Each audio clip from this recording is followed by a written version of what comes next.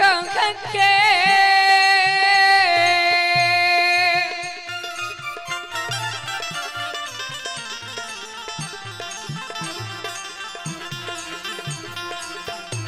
ये वचन मन सगदर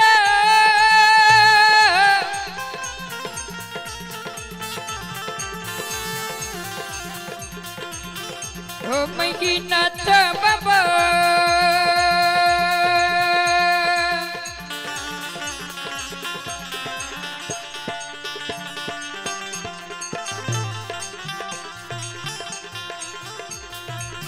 नहीं मिलता दुनिया को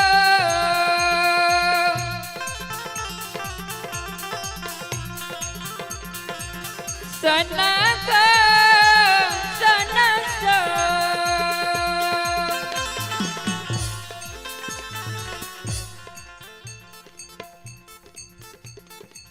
बाबा बेटा बेटी पुत्र पुत्री धन संपत्ति हित प्रेमी दोस्त महीम यार और कुटुंब दुनिया में बार बार मिल जीता, लेकिन जे सहोदर भाई के आए तो आग जमे जला के मारे ले जा रहा हो या वो सहोदर भाई के जब तू आग में जला के मार दब फिर सहोदर भाई दुनिया में मिलता तरा हमारा बाप के बात तुम मानो विचार करो तो बाबा बेटा जब बाप के जांग पर गंदा क्या दे छे बाप की करे छे जांग के काट के फेंक दे छे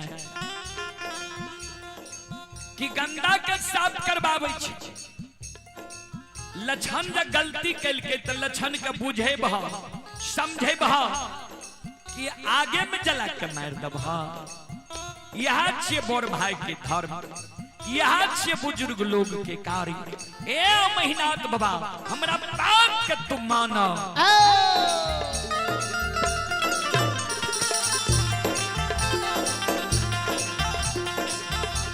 आओ ये लछन क्या नहीं आगम में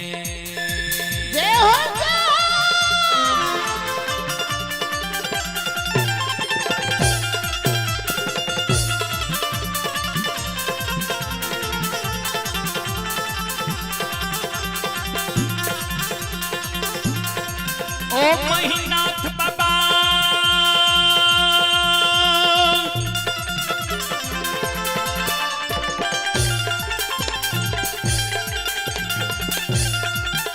आओ हो लछन के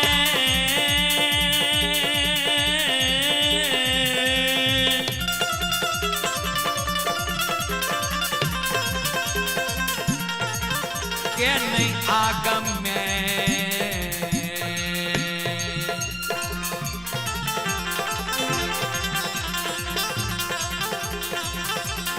चलियो ये महीना पंडित बाबा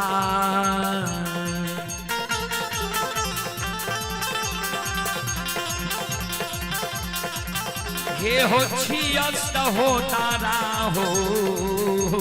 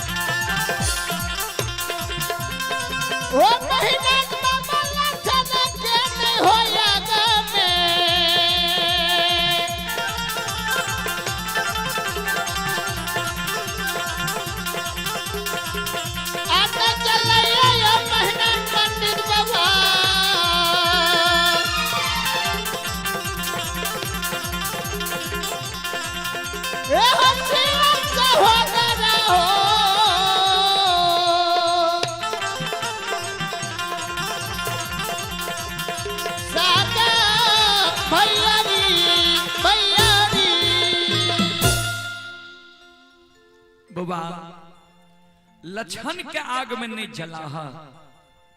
लछन तोहर सहोदर सागा भाई छिया, लछन के जा आग में जला के मार दब फिर सहोदर भाई तोरा मिलता।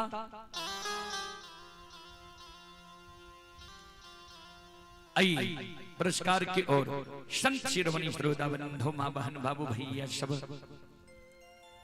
आप ही दिवाकर यादव ग्राम धनखेता थाना गोगरी जिला खगड़िया। दिवाकर बाबू की ओर से सौभाग्य साथ बड़े उदार दिल से 151 रुपए की पुरस्कार आए हैं। पहलवान सुबोध यादव ग्राम जोरावरपुर पसाट थाना बेलदौर जिला खगड़िया, उनकी ओर से शानदार 201 रुपए की पुरस्कार आए हैं। श्रद्धालु को बहुत बहुत धन्यवाद, लाख लाख शुक्रिया, बहुत बहुत साधुवाद। और सुबोध बाबू का फरमाइश है खोनिया बंश बला भागे सज्जन में। श्रद्धालु को बहुत बहुत धन्यवाद, लाख लाख शुक्रिया, बहुत बहुत साधुवाद।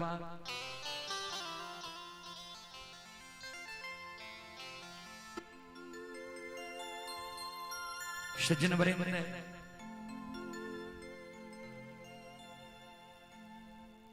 महीनाथ बाबा मंगरू पंगरू दोनों भाई के कल के रे मंगरू पंगरू दोनों, अरे मंगरू पंगरू तोरा हम आदेश दे ले लियो कि तोहर उपदेश सुने ले लियो। ये बाल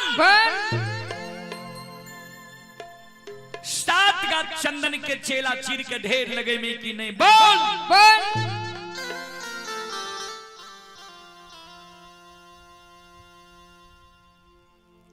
मंगरू पंगरू दोनों भाई कर जोड़ ले के बाबा अपने के जमीन में बसल छी, अपने के अदब शासन में जरूर रहो। हमारे जे धर्म छे यहाँ के कह दिलो बात मानो या नहीं मानो, भाई तो यही की छिए।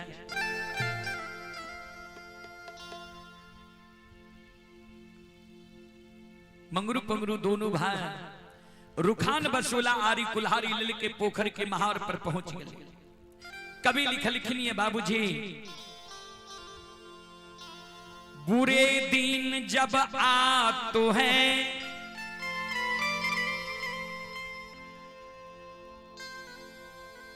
तीन चीज भयो भीन,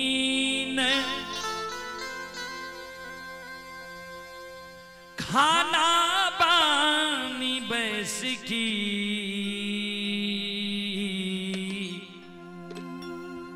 लियो विधाता छी।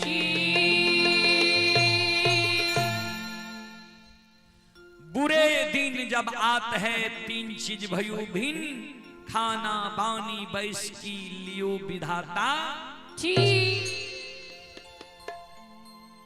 बुरा समय जब मानव के आबे वाला रहे छे ने भगवान 3 गो चीज पहले छीन ले छे। कहबे कौन कौन चीज? सबसे पहले सात्विक भोजन।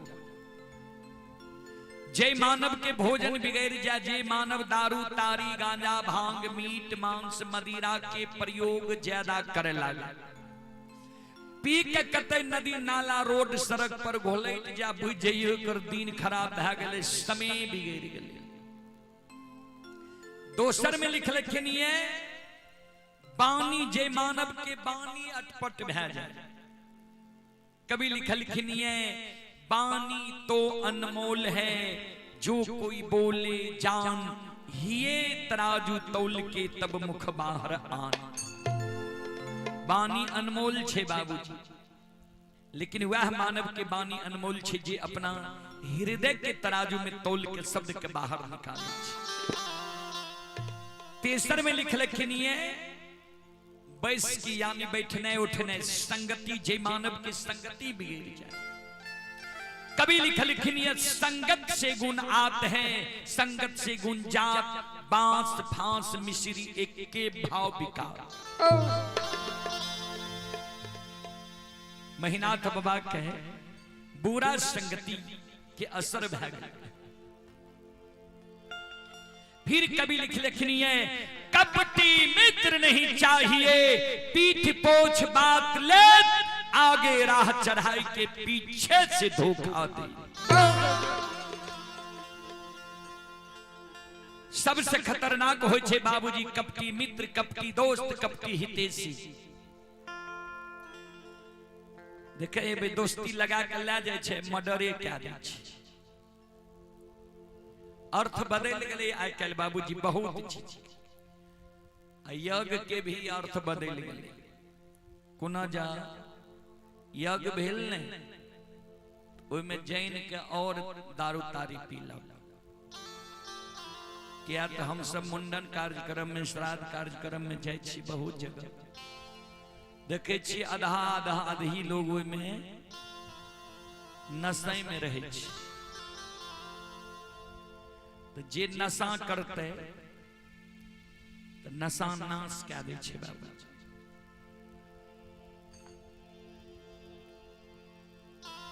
कवि लिखलखिन है,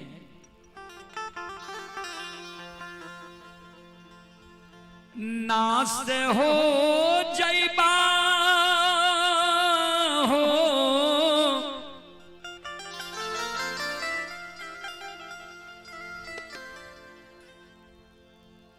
नाश हो जैबा हो भैया,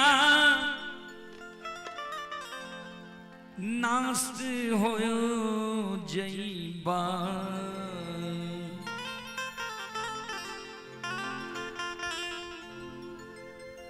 जानो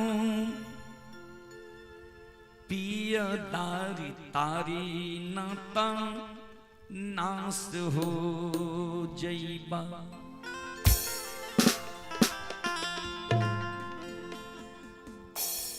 नशा करे वाला के नाश भे जाए छे,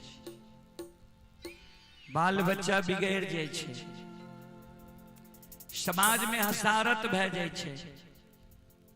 और जेकर कद बड़ा छे ऊ नशा करे छे तो ओकर कद सबके नजर में छोटा भे जाए छे। लगाओ की रहते ऊ त नशा करे छे, दारू तारी पिए छे। ए कारण विनती करब, प्रार्थना करब, बाल बच्चा के भविष्य के लिए, समाज के भविष्य के लिए, माता पिता के भविष्य के लिए, पत्नी की मर्यादा के लिए नशा नहीं करो। क्या तो वैसे फायदा नहीं छे, गर फायदा छे। सज्जन बड़े सात गर चंदन का काट के चेला चीर के मंगरू पंगरू दोनों भाई ढेर लगा दिल के। दोपहर में लछन पहुंच गए गाय के पानी पिलावे सरहा घाट पर। चेला के ढेर देख के लछन मन में सोचे भैया चेला किया छिड़ा दिल के। पहुंच गए मंगरू पंगरू लग खड़ा भे गए। ए ओ मंगरू भैया किया चेला चिरलो के कहल कल चेला चिरे। मंगरू पंगरू दोनों भाई लछन के बैसा लल के लछन के समझावे। लछन सुन हे रे तोरा जाय दुनिया में जिंदा रहना छो।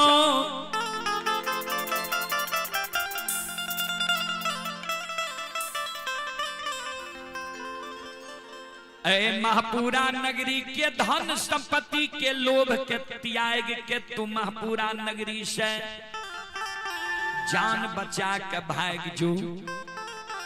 लछन कल के तोरा पूछे छिया चेला किया चिरे छो हमरा कह छो जान बचा के भाग जाले की भेले जान बचा के भाग जाले। कल के सुन से लछन हे रे तोरे ले रे भाई।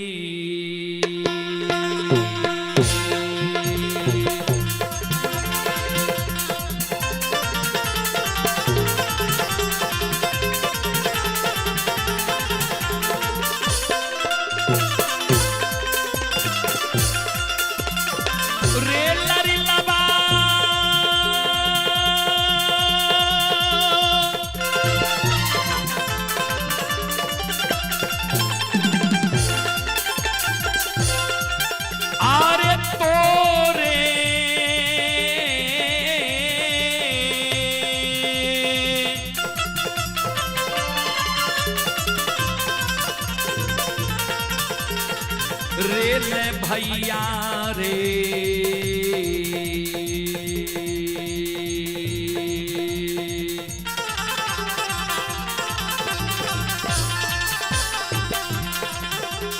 रे चेला चिरेल कोला छन बबुआ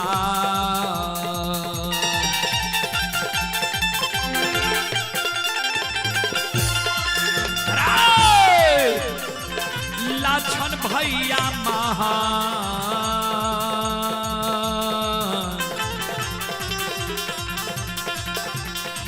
पुराना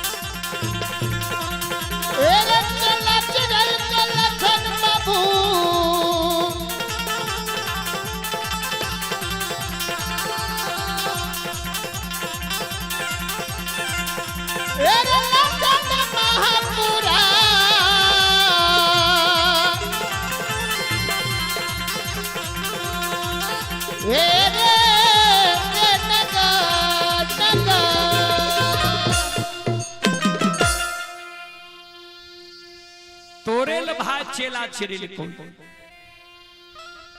कल के से कुन गलती हम के लिए हमरा लिए भैया चेला छिरा दे कल के भाई के मुहा मुही बोल गली कह दली जे सब बात मान लेबा एगो बात नहीं मानवा कार भैया के पूजा नहीं छोड़बा कल के हम ई बात कहां जाने गलिए की जाने गलिए जे एक बात से भैया एक बड़ा क्रोध है किया न हमरा भैया के बुझा दिल समझा दिल जे भाई के कहीं भाई आग में जला के मार लगे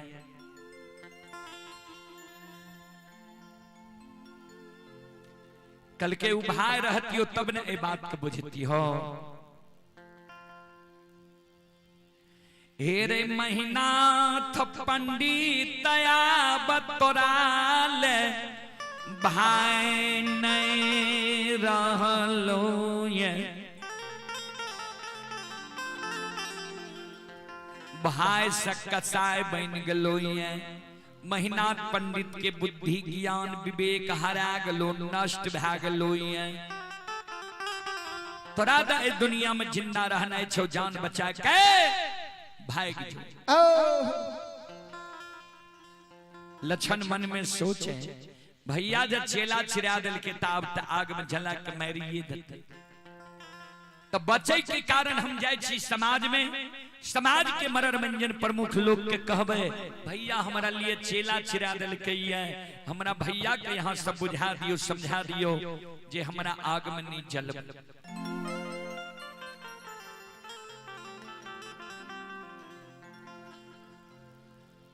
कानल कानल लक्षण समाज में जाय छे समाज के मनोरंजन प्रमुख लोग सब लग लक्षण जाए सबके कर जोड़ के कहे भैया हमरा लिए चेला छिरा दिल के हमरा भैया के यहाँ सब एक बेर बुझा दियो समझा दियो कह दियो जे भाई के कहीं भाई आग में जला के मार लगे कोई समाज लक्षण के सहारा नहीं बने छे कोई समाज नहीं लक्षण के कहल के जे तोरा हम भाई से बचा ले अंत में लक्षण बाबूजी कभी लिखनी है सबे सहायक सबल के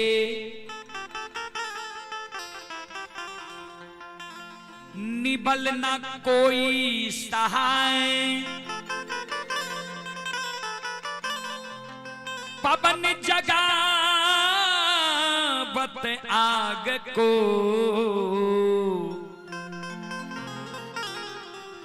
दीप ही देत बुझा बुझा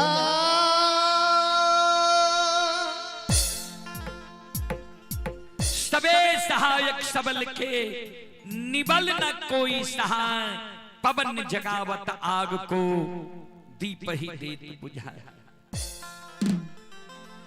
सब समाज में सहायता करे छे मुहगरे लोग की बाबूजी, गरीब की सहायता करे वाला क्यों नहीं। उदाहरण दलखिनी है, आग छे सबल, एक घर में आग लग जाए, पवन नाम छी हवा के, हवा चले लगते एक घर से आग के हवा 50 घर में पहुंचा दे। दीप छे गरीब, दीप जले छे, हवा चले लगते दीप के हवा बुझा दे। वह हवा आग के धधका दे छे, वह हवा दीप के बुझा दे छे। फिर कभी लिखनी है, कबीर तेरी जगत में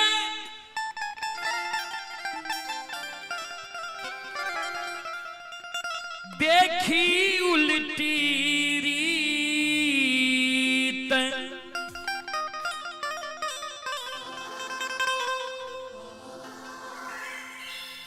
पापी मिलके राज करे,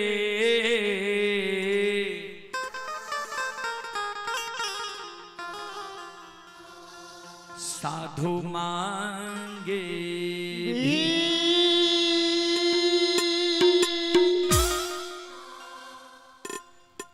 कबीर तेरी जगत में देखी उल्टी रीत, पापी मिलके राज करे, साधु मांगे भी। कुर्सी के कारण रखे छी उठा पटक बेमानी से तानी। साधु जब भीख मांगे चल आवे तो हमर माय बहन कह लगे हेन मोटगर डटगर शरीर छ, कमा के नहीं खाए छ जे भीख मांगने गोरे छ।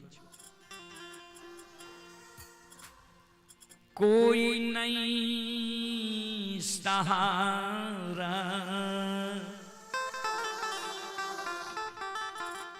लछन के हुई,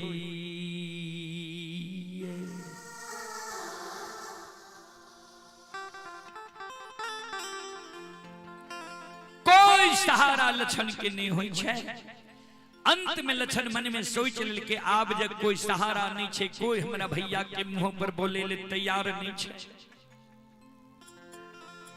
तो आब हमरा चेला चिराग ले आग में जला के मारिए टा। मरे से पहले एक बार आंगन जाय छी, माय के चरण में प्रणाम कय लेबे, माय के कह देबे जे माय गे ऐ छोटका बेटा से तू धीरज बांधी, काली छोटका बेटा ऐ दुनिया से विदा भय।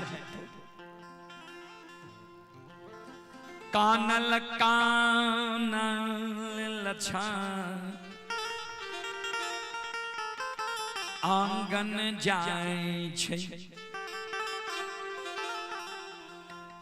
आंगन में मां मायामती खड़ी रहे। जहिना माय पर लछन के नजर पड़ले, लछन और हाथ उठा के काने लागले, माय के चरण के भर पांज के पकड़ ले। माय दयालु, ध्यान देवे श्रोता सज्जन मृद मां बहन बाबू भैया सब, माय दयालु लछन के भर पांज के पकड़ के हृदय से लगा लेके। पुत्र कुपुत्र हो जाई,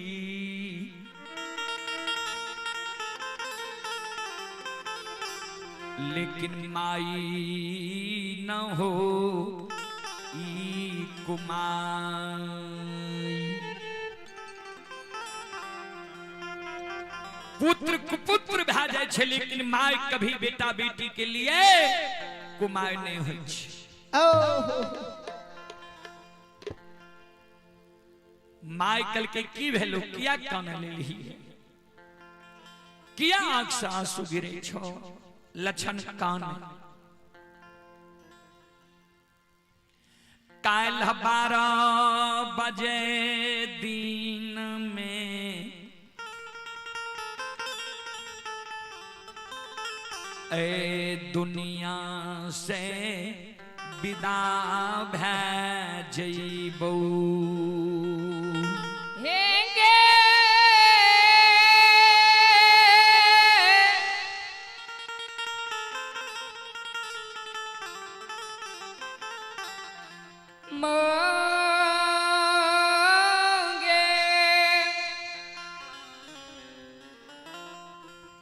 माइकल के कते जे भी कल 12 बजे दिन में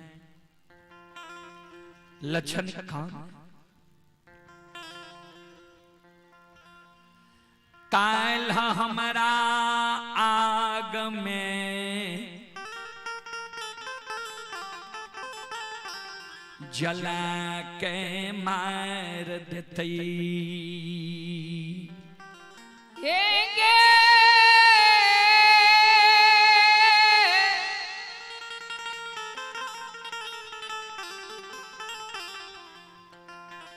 दयानिधि मांगे कल की तोरा आग में जला के मार तो क्या दुश्मन है दुनिया में पैदा ललके जे हमरा छोटका बेटा के आग में जला के मार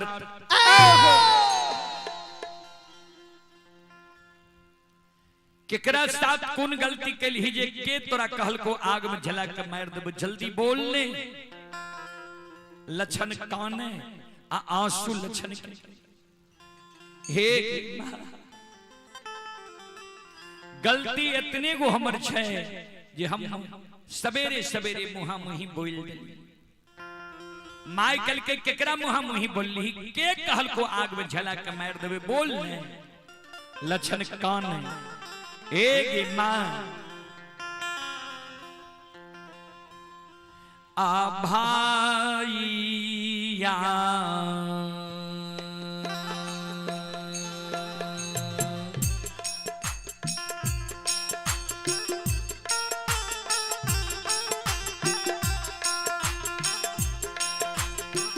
मयो हे गए भाईया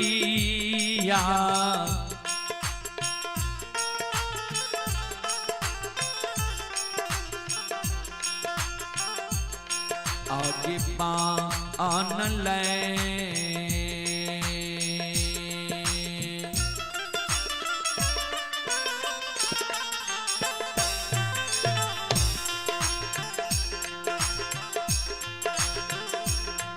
आकसैया घे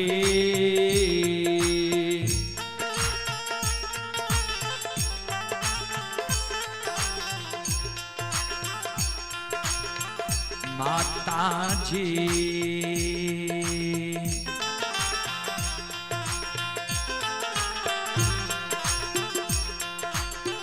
हमरा लिए महा पूरा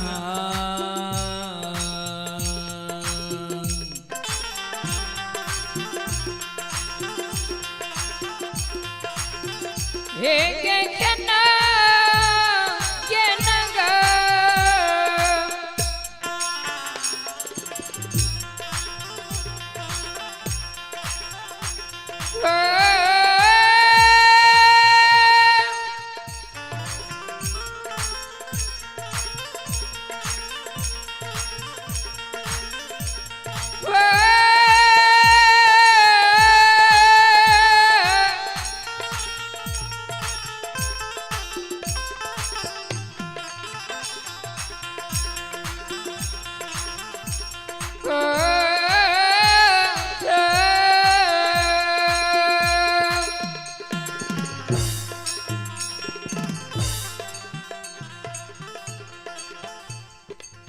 भाईया गे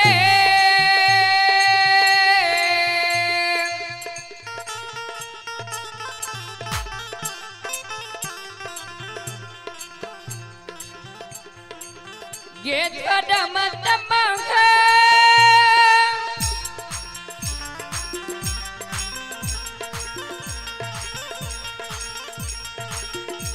आगे भाईया गे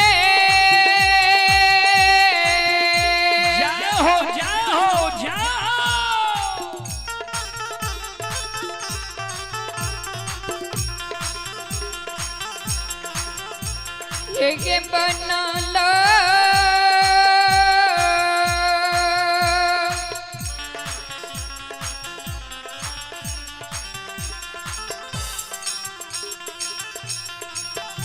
हो कसैया गे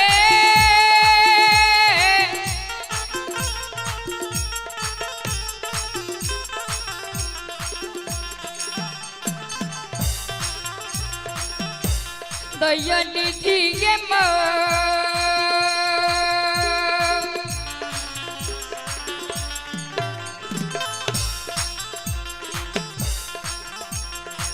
हमरा निज मौका पुगुना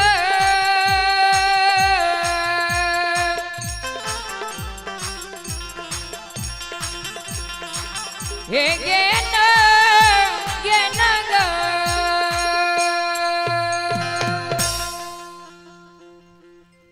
माँ भाई तोरा लिए हमरा लिए कसाय बन लो ये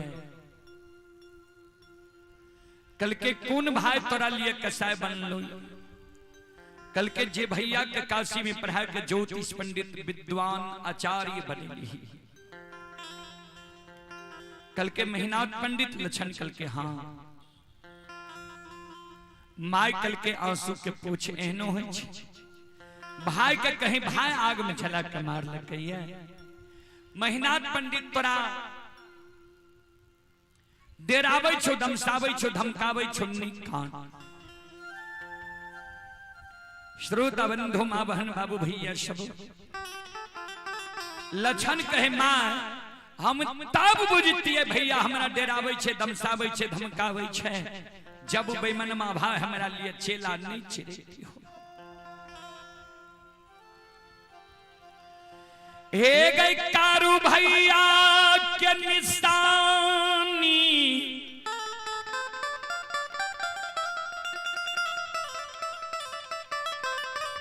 सात गा चंदन के काट के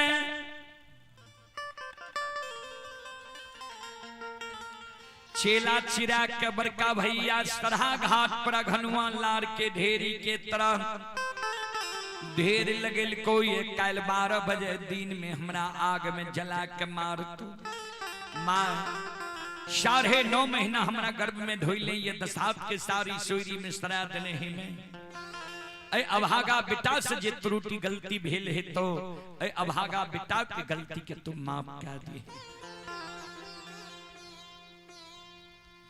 माइकल के चलो चिरा दिल को मेहनत पंडित लक्षण कल के हाँ कल के जो मेहनत पंडित तोरा आग में जलवे चेला चिरा दिल को तो मेहनत पंडित के चेला चिरा ला रहे चल मेहनत पंडित के हम बुझा देवे समझा देवे तोरा आग में नहीं जले तो चल लक्षण कल के मां नहीं जो भैया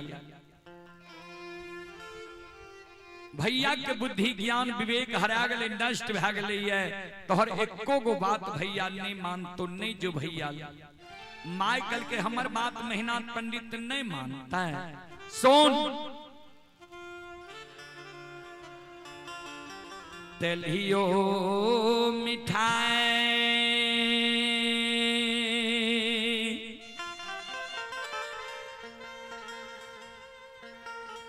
मिठाइए होई छई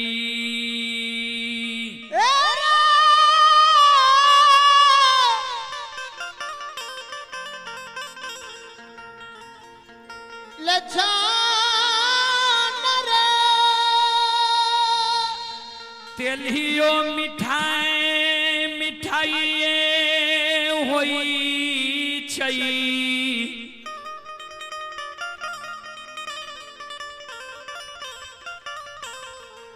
अल्लेलियो माए बेटा बेटी के लिए माइए होई छे तेलियो मिठाई लाके जे कोरकुट में रिश्तेदारी गेल कहलक मिठाई लाके एले जय बेटा के माए लेल छे बौक छे विकलांग छे अंधी छे बहिरी छे गुंगी छे अगर ओई माय के बेटा पढ़ लिख के समाज सेवी भै जाए विद्वान भै जाए मुखिया सरपंच भै जाए गबैया बजबैया MP MLA मुख्यमंत्री प्रधानमंत्री भए जाए तो ओहि लेल ही माय के बेटा माय नहीं कहे छै।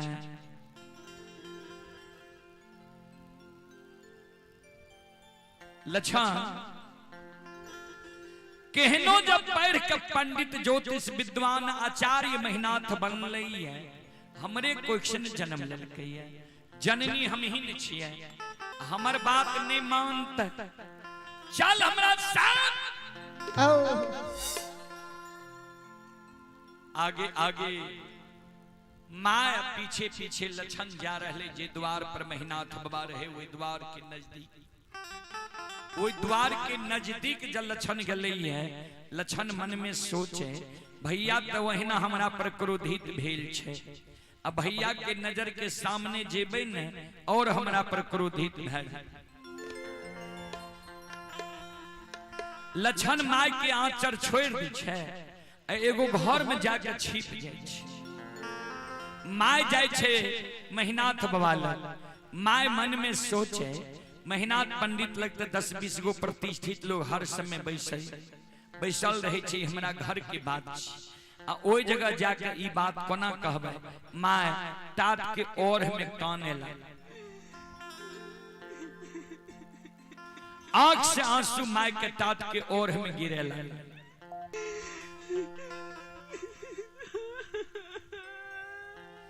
माय जे तात के ओर में काने रहे, माय के कान महिनाथ बाबा सुन ले। महिनाथ बाबा मन में सोचे माय कथिल ए जगह काने ले ले, कोनो जरूरी रहे माय हमरा बोलबे आलत है ए जगह जे काने ले ले, 10-20 गो प्रतिष्ठित लोग छे की कहत।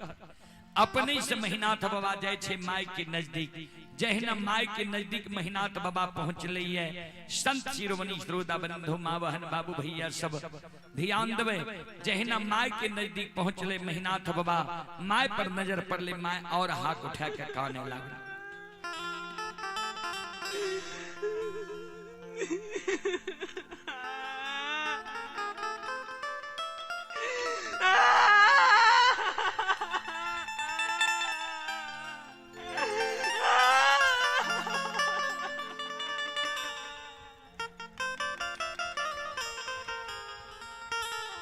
महिनाथ बाबा माय के कहे माय की भेलो, किया काने ले है, किया तोरा आंख से आंसू गिरे छो। माय काने कुछो नहीं बोल, ध्यान दे।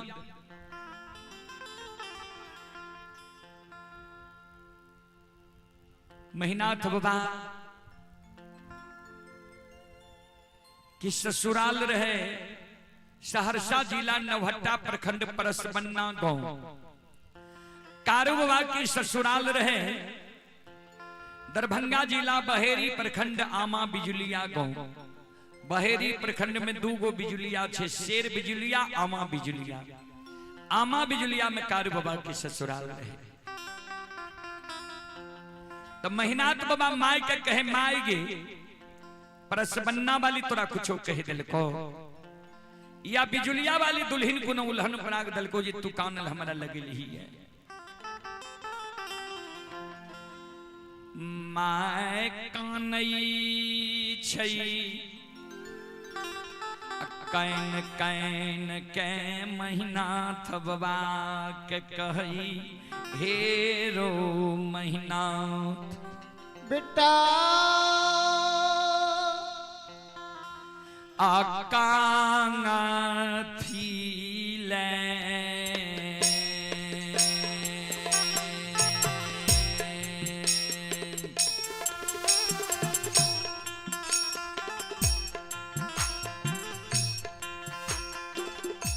हेरो बड़का बेटा का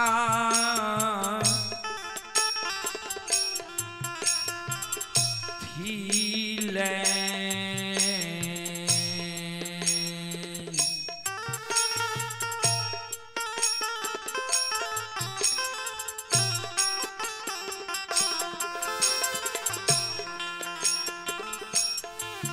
और तो ओरा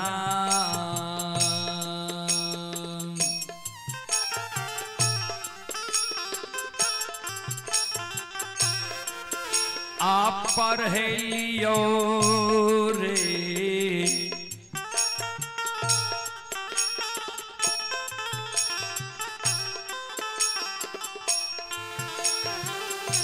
बड़का बेटा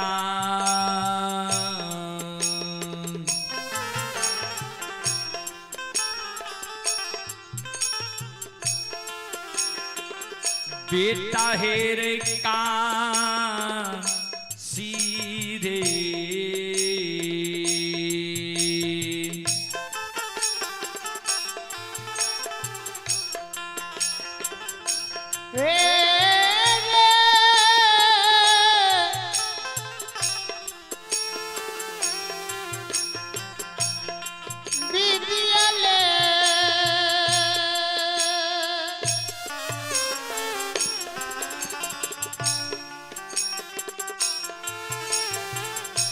चार गो बेटा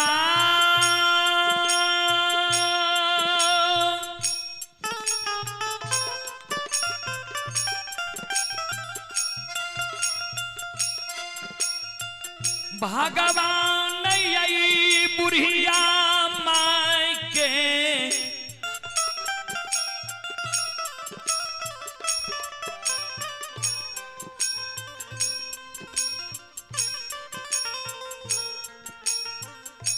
कोई खसे विधाता महापुराण नगरी में दिल के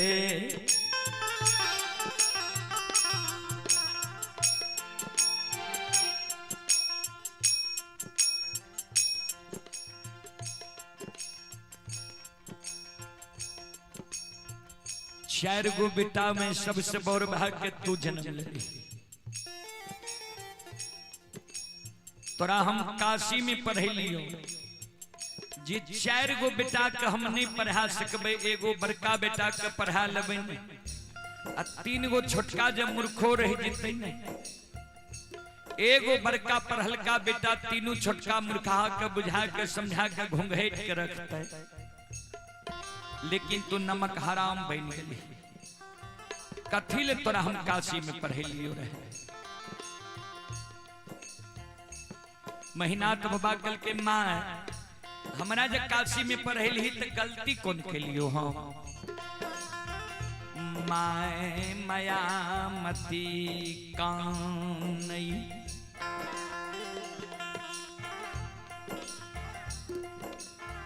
आए छोटका बेटा लछन के तू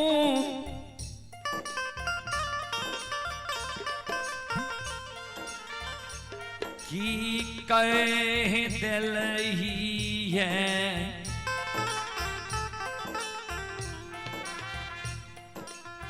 जे आय ने लछन भोजन करे छे ने गिलास में दूध पिए छे आज जे लछन कानब काने छे जे दिन कारू मरले रहे ओहो दिन एहन कानब नहीं काने रहे एरो महीना तोहर माइत दुर्माइत ढा गेल कोई डेनिया जुगनिया तोरा माइत का हार ले एरो बड़का बेटा और की यार मैता रे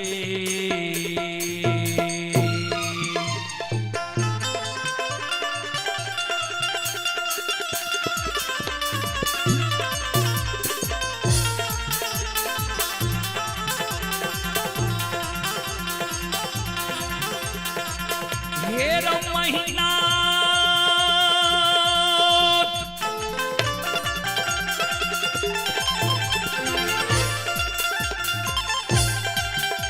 आर किया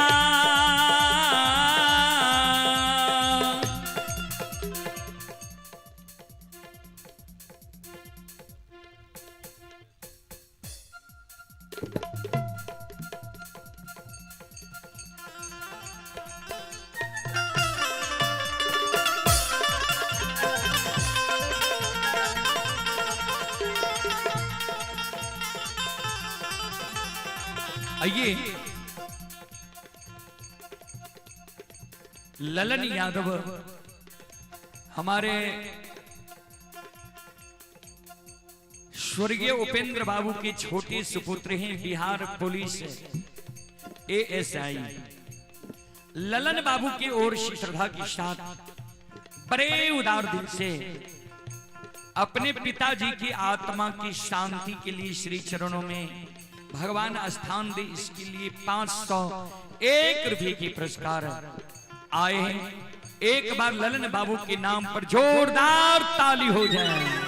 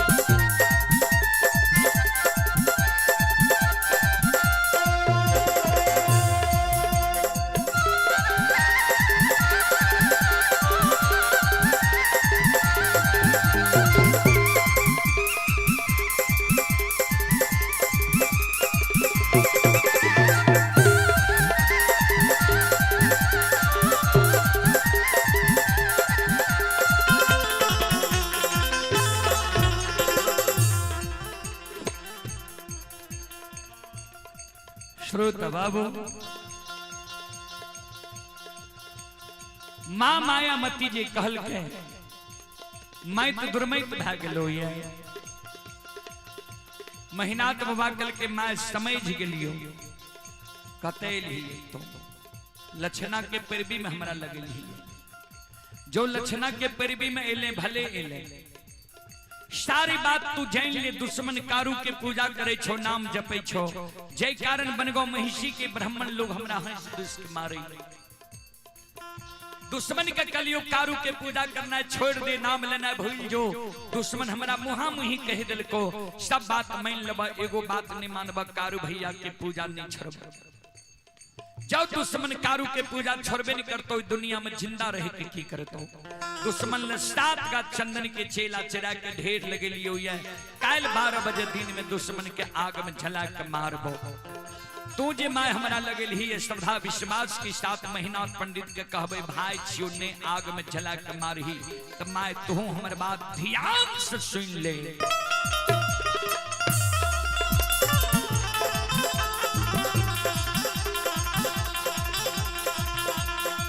जय दिन से जन्म ले लिए ये जन्म ले लिए, अब बुझे समझे वाला भलिए, वो दिन से तोहर सारी बात हम मान लियो ये,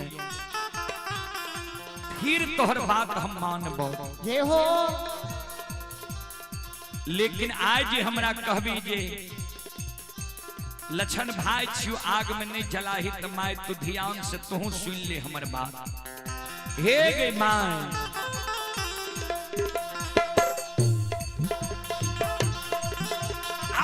गया जो ये बात नहीं जे हो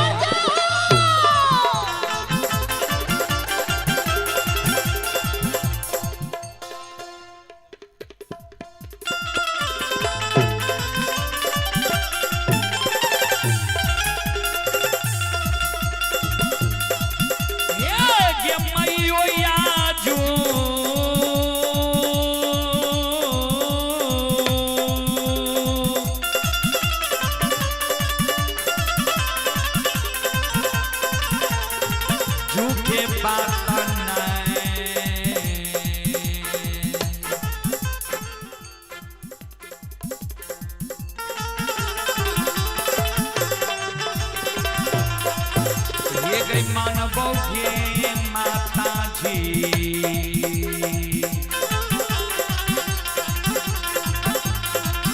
गाय माता महापुरा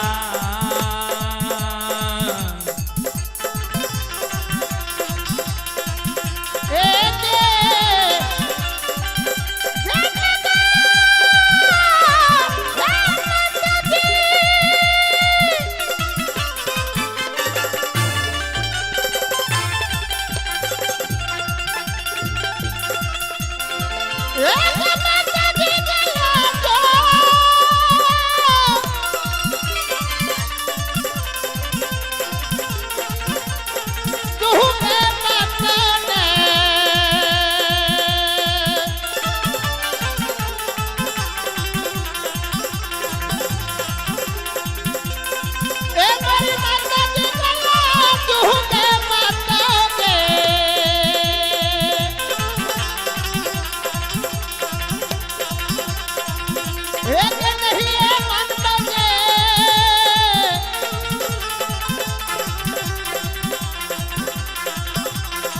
माता जी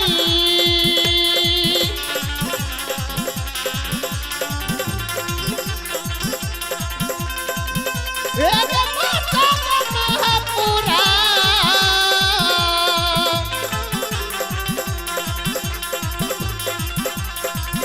एक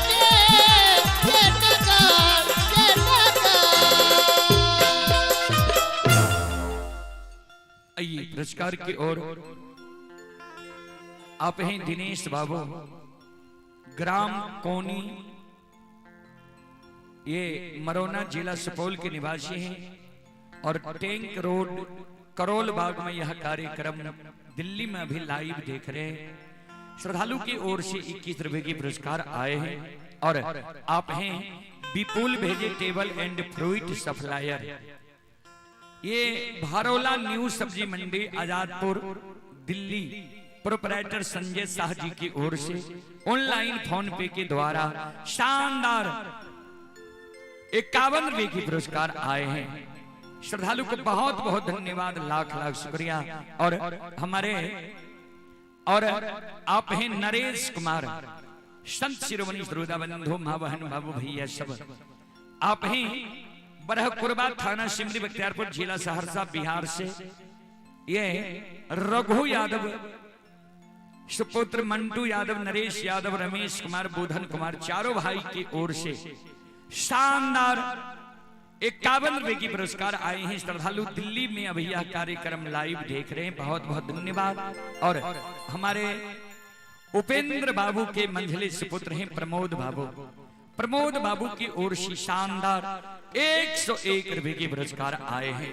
और हमारे उपेंद्र बाबू की छोटी पुतहू हैं पुत्र वधू हैं किरण देवी की ओर से श्रद्धा के साथ बड़े उदार दिल से शानदार 501 रुपए की पुरस्कार आए हैं। और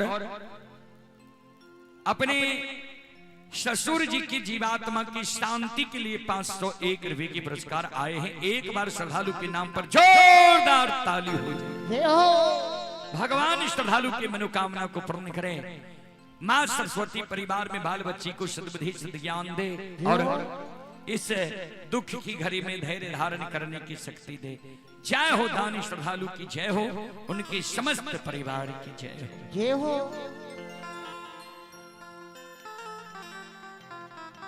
और आप ही संत शिरोमणि श्रोता बंधु ये मंटून यादव इंग्लिश लगार थाना प्रवक्ता जिला खगड़िया 201 रुपए के पुरस्कार आए हैं। श्रद्धालु को बहुत बहुत धन्यवाद, लाख लाख शुक्रिया, बहुत बहुत साधुवाद। जय हो धानी श्रद्धालु की जय हो, उनके समस्त परिवार की जय हो। आइए आप हैं उपेंद्र बाबू के बहन हैं अररिया की ओर से 101 रुपए के पुरस्कार आए हैं। बहुत बहुत धन्यवाद, बहुत बहुत साधुवाद। तोहर महिमा अपार।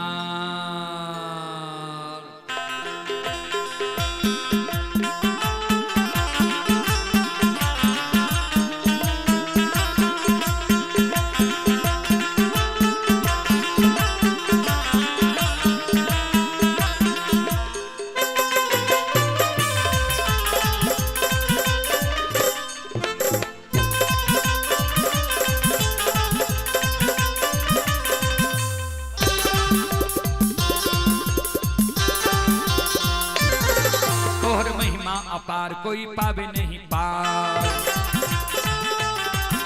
और महिमा अपार कोई पावे नहीं पार, तोहर महिमा ये पार किया पावे नहीं पार, और महिमा अपार कोई पावे नहीं पार, तोहर महिमा ये पार कोई पावे नहीं पार, और महिमा अपार कोई पावे नहीं पार, तोहर महिमा ये पार किया पावे नहीं पार। दानी के मन सा पूरा बना, एहो कारो बाबा, एहो कारो बाबा, दानी के मन सा पूरा बना, एहो कारू बाबा दानी के मन सा पूरा बना, एहो कारू बाबा दानी के मन सा पूरा बना।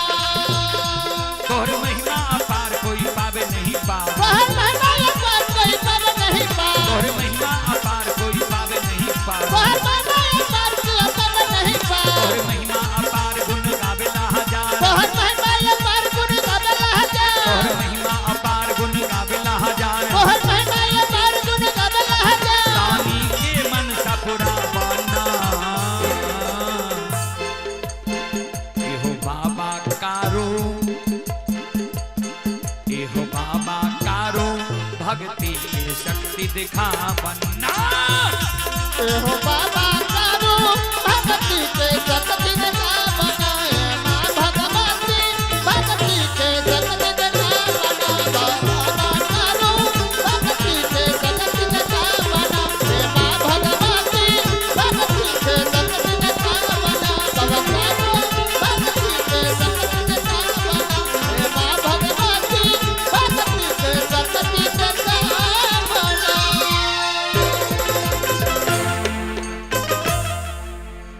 बोलो बोलो साक्षी दरबार की। या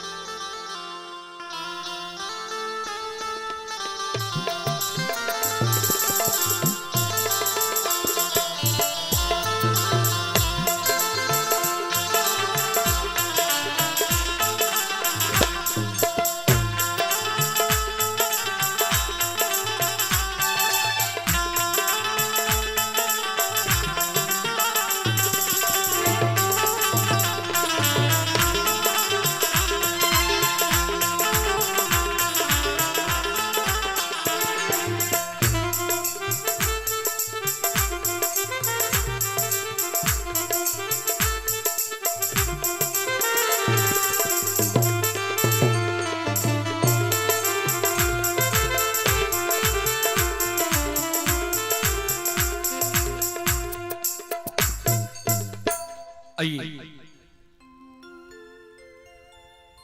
पुष्पा देवी शाहकुंड की ओर से 52 रुपये की पुरस्कार आए हैं। अनीता देवी शाहकुंड की ओर से 101 रुपये की पुरस्कार आए हैं। और हमारे उपेंद्र बाबू के बड़ी सुपुत्री शाहकुंड, हमारे उपेंद्र बाबू की बड़ी सुपुत्री हैं शाहकुंड की ओर से शानदार 501 रुपये की पुरस्कार आए हैं अपने मृत पिता के जीवात्मा के शांति के लिए। तो बहुत बहुत धन्यवाद, बहुत बहुत साधुवाद। भगवान हमारे उपेंद्र बाबू के जीवात्मा को अपने श्री चरणों में स्थान दे।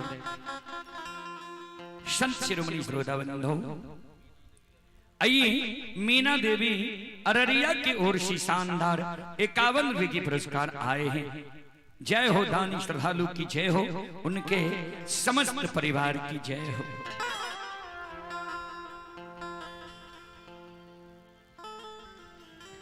संत शिरोमणि श्रोताबंधो, आज उपेंद्र बाबू के लिए एक स्वप्न सा हो गया है। यह घर द्वार आई बालो यादव के धर्मपत्नी की ओर से शानदार 21 रुपए के पुरस्कार आए हैं। जय हो दानी श्रद्धालु की जय हो, उनके समस्त परिवार की जय हो। आज उपेंद्र बाबू के लिए पूरी परिवार रो रहे हैं।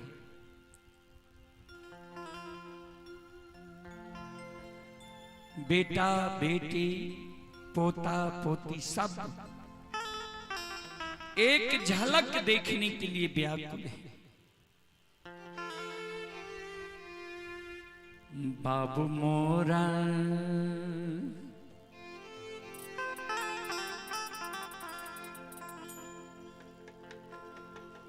हो गईले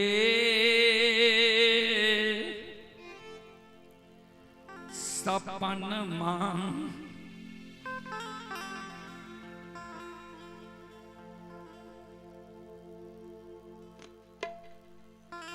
आज उपेंद्र बाबू एक स्वप्न की तरह हो गए।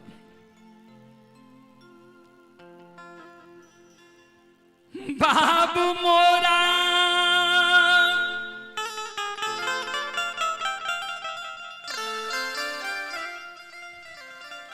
हो गईले सपन मां,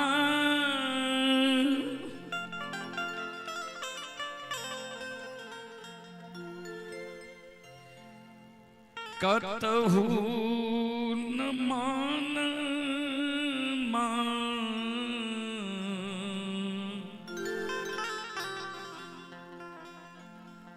लागे एरा,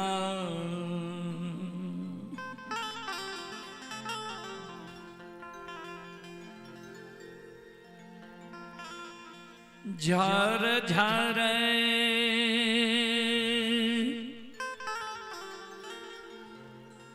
बरसे नयन मां,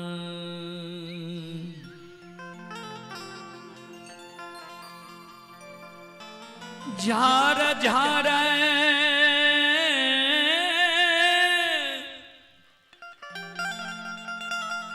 बरसे नयन मां, कतहु न मान लागे राम।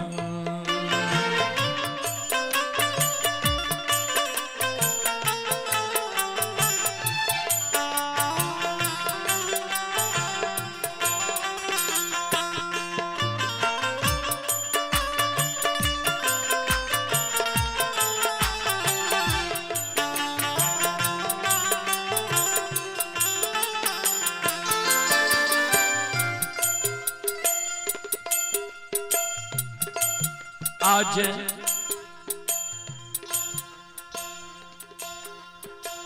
जब उपेंद्र बाबू की सुपुत्री आती होगी, द्वार पर बैठे बाबूजी को देखकर हर्षित हो जाती होगी, और आज उसी द्वार पर जाकर के स्वप्न की तरह हो गया है, क्योंकि आज वह पिताजी उस द्वार पर नहीं है, उस बिछावन पर नहीं है, उस आंगन में नहीं है। यह बात सोच करके पूरे परिवार को शुरू से अंत तक सारी गुण अवगुण याद आता होगा, और गुण अवगुण याद करके पूरे परिवार रोता है। बाबू मोर रहलता गोद में खिलावेले,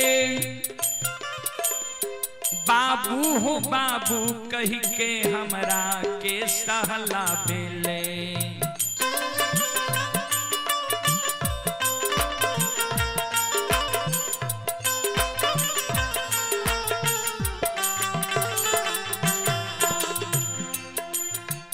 बाबू मोर रहलता गोद में खिलावले बाबू हो बाबू कह के हमरा के सहलावेले।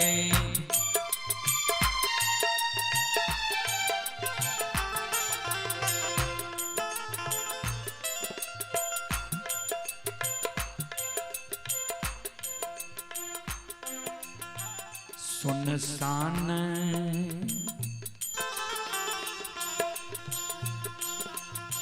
सुनसान लागेला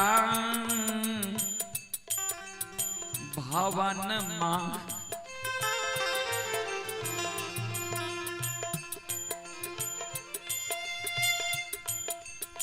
सुनसान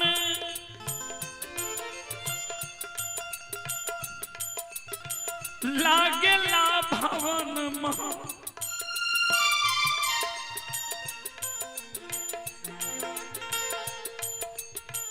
सुनसान लागेला भवन माँ।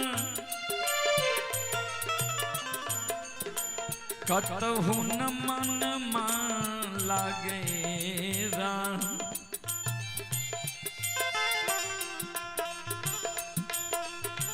झर झर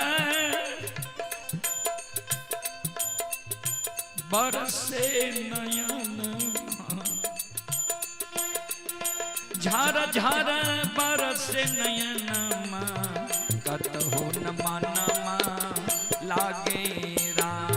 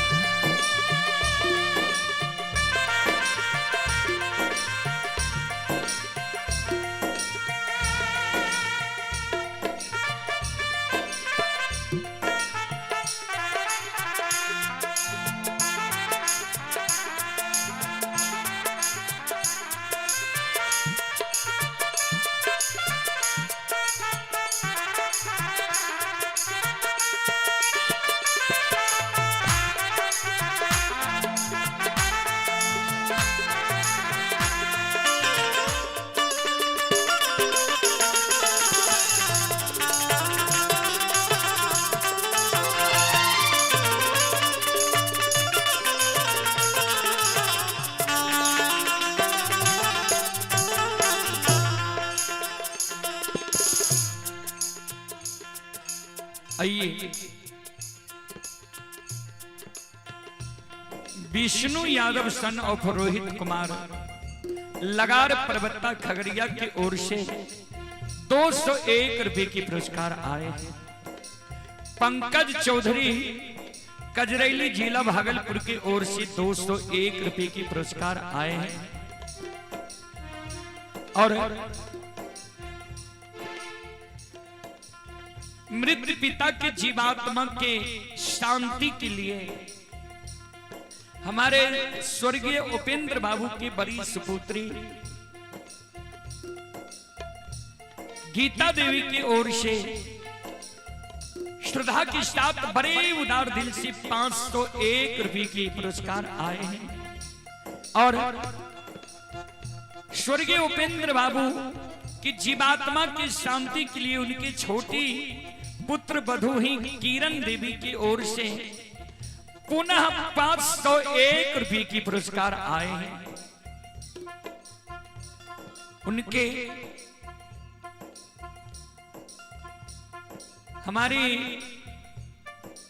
हमारे स्वर्गीय उपेंद्र बाबू की जीवात्मा को भगवान शांति दे, अपने श्री चरणों में जगह दे, स्थान दे। उनके परिवार जिनको छोड़कर गए हैं, पूरे परिवार को आनंद में समय बीते और इस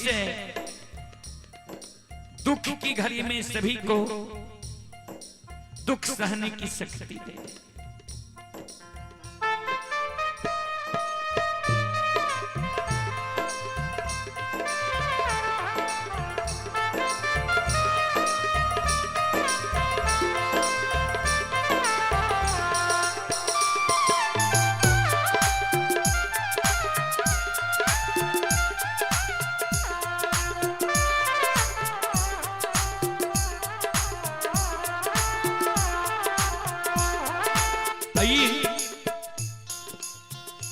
उपेंद्र बाबू के छोटी पुतहू रीता देवी की ओर से 101 रुपए के उनकी जीवात्मा की शांति के लिए पुरस्कार आए हैं।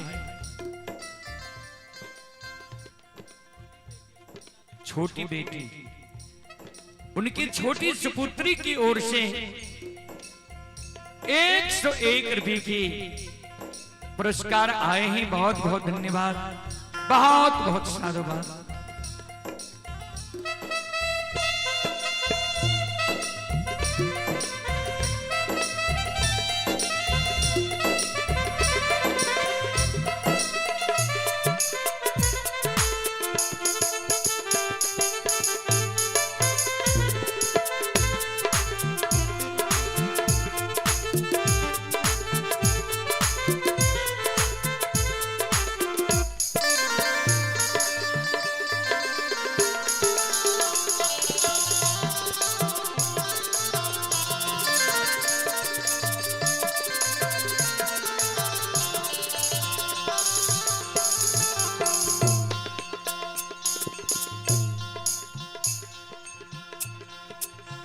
बाबू हमार रहले ममता के सागर,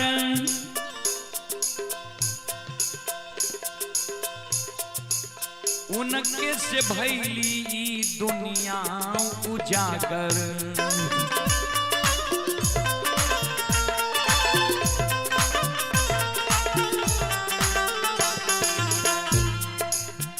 बाबू हमार रहली दुन ममता के सागर, उनके से भैली दुनिया उजागर।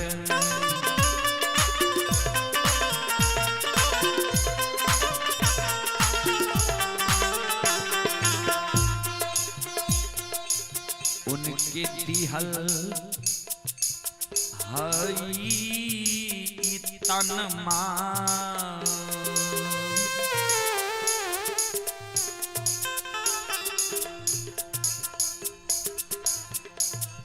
उनके दिहल हाई तन मान।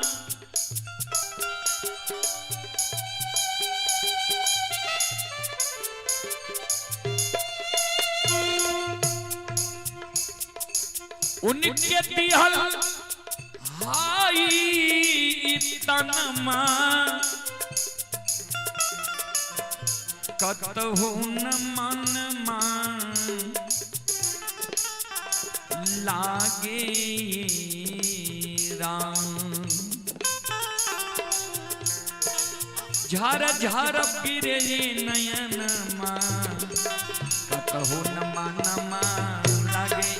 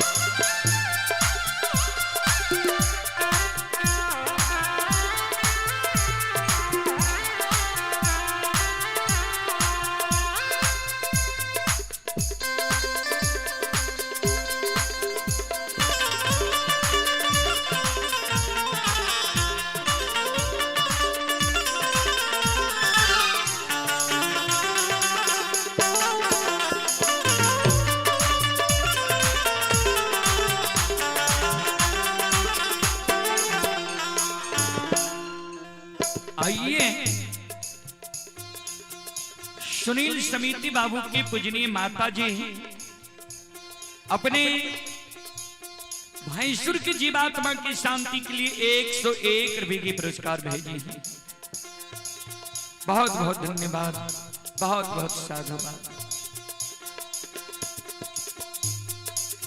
भाई हो बाबू सुना केतनो कमईबा, माता पिता के कर्जा चुका नहीं पैबा।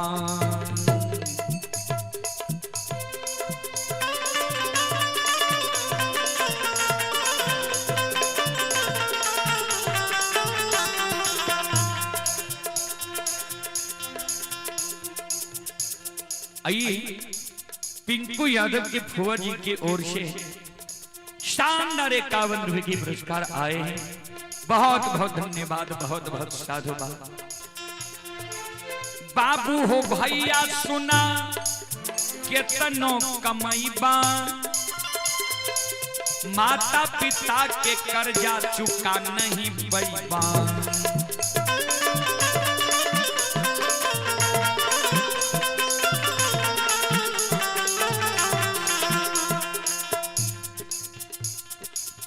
बाबू बिना छछने परनमा,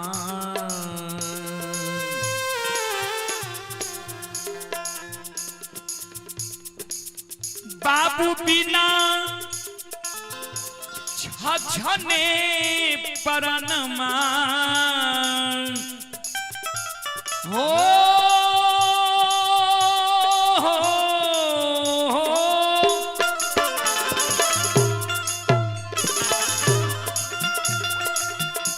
बाबू बिना छछने परनमा, कतहु न मन लागे राम।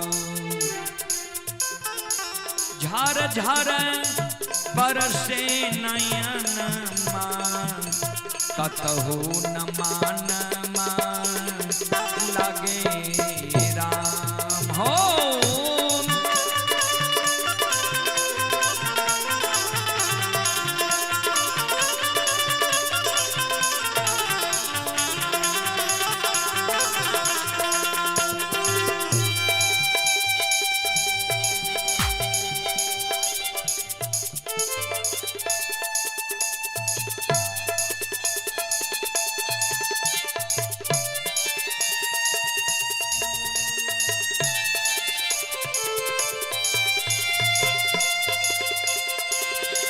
बाबू मोरा हो गईले सपनमा, कतहु न मन लागे राम। झर झर बरसे नयनमा, कतहु न मन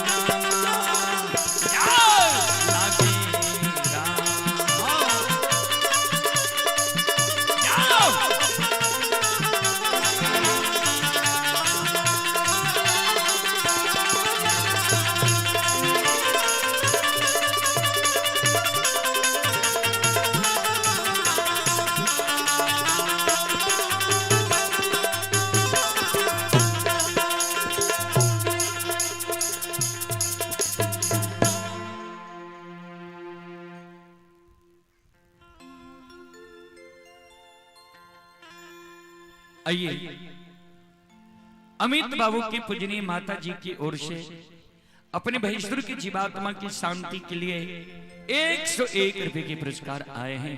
और संत शिरोमणि गुरुदेवबंधु आप हैं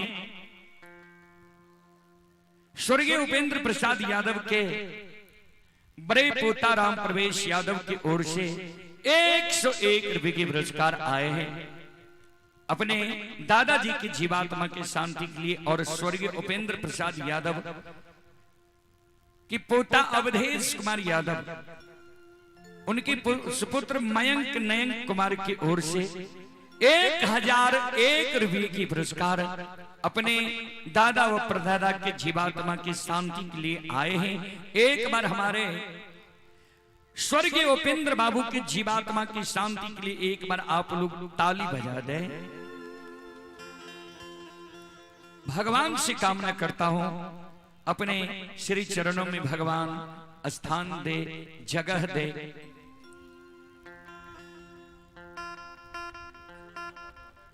आइए आप ही भूचू यादव अररिया की ओर से 101 रुपए के पुरस्कार आए हैं। जय हो दानी श्रद्धालु की जय हो, उनके समस्त परिवार की जय हो। आइए एक और भजन की ओर।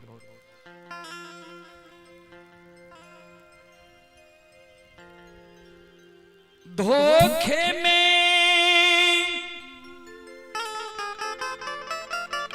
आइए धीरू बाबू की पूजनी माता जी की ओर से, बीरू बाबू की पूजनी माता जी की ओर से 101 रुपए के पुरस्कार आए हैं। बहुत बहुत धन्यवाद, बहुत बहुत साधुवाद।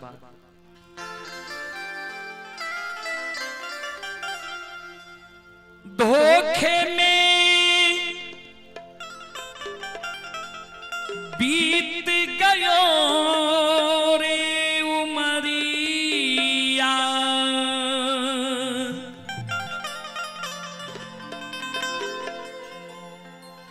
धोखे में बीत गयो रे उमरिया, धोखे में बीत गयो उमरिया।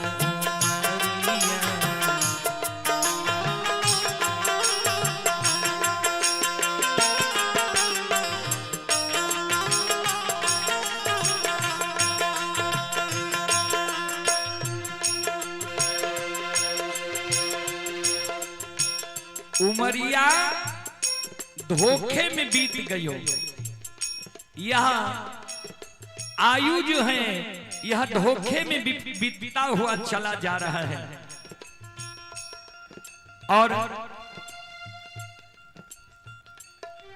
हम और आप जिस लिए इस संसार में जन्म लिए हैं वो कर्म नहीं करके माया में लिपटा गए हैं, उजरा गए हैं। कैसे? 12 बरस बलापन बीते, 20 में जवान भयो।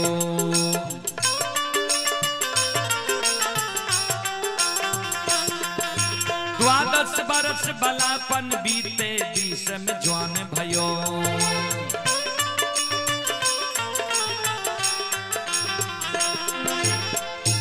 12 10 और 2 यानी 12 वर्ष तक बालापन में गिनती होता है। 20 वर्ष जब आयु आता है तो कहते हैं अब जवान हो गए, शादीशुदा हो जाता है, 1-2 बाल बच्चा हो जाता है।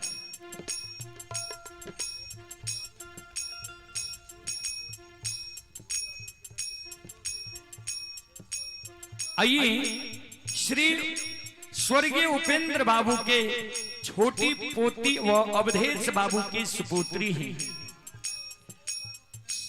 और सुबोध बाबू की सुपुत्री है ना, तो वही तो बोल रहे हैं।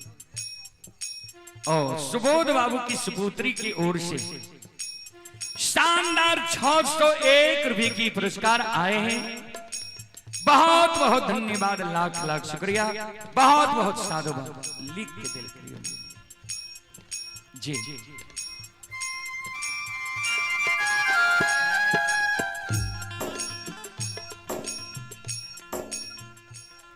आइए तो 20 वर्ष के बाद शादीशुदा हो जाने के बाद 1-2 बाल बच्चेदार हो जाते हैं। 30 बरस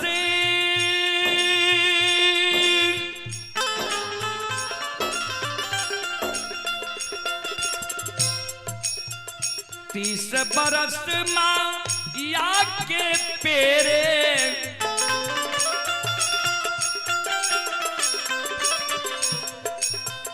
देश विदेश गयो रे उमरिया धोखे में बीत गयो।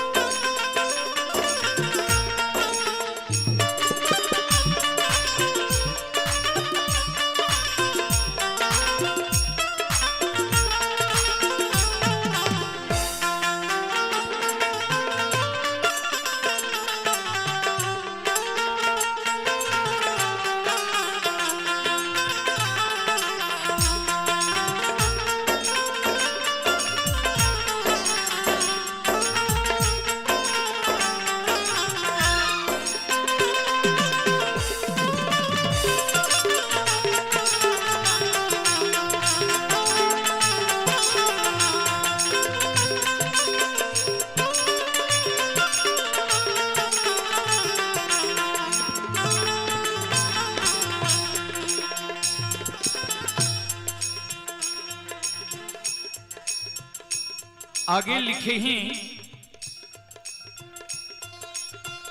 30 वर्ष के अंदर प्रदेश चले जाते हैं। फिर लिखे हैं 40 वर्ष अंत जब लागे बाढ़ो मोहनयो।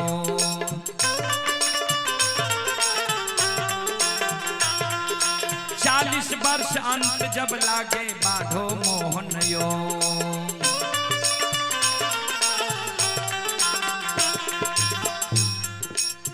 40 वर्ष अंत जब लागे, जब 40 वर्ष आयु हो जाता है तब सोचने लगते हैं अब तो 2-4 बाल बच्चेदार हो गए हैं, अब कितना दिन कमाने वाला उम्र रहेगा। नहीं घर बनाए, नहीं जगह जमीन लिए, अब तो प्रॉब्लम है। मोह और ज्यादा बढ़ने लगता है। धन और धाम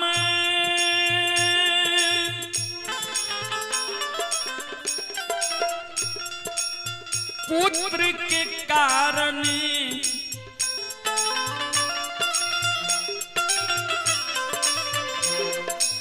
धन और धाम पुत्र के कारण, यानी संपत्ति के कारण, घर के कारण पुत्र को संपत्ति अर्जित नहीं कर देने के कारण प्रतिदिन सोच में लगे रहता है। धन और धाम पुत्र के कारण,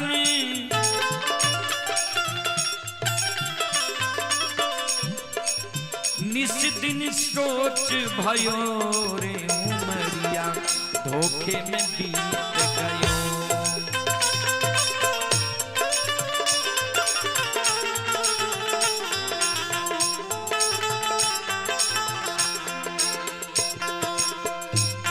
आइए अंकुश कुमार नौलखा मुंगेर की ओर से शानदार 51 रुपए की पुरस्कार आए हैं। श्रद्धालु को बहुत बहुत धन्यवाद, लाख लाख शुक्रिया, बहुत बहुत साधुवाद। आगे लिखे हैं बरस 50 कमर भय टेढ़ी सोचत खाट परो।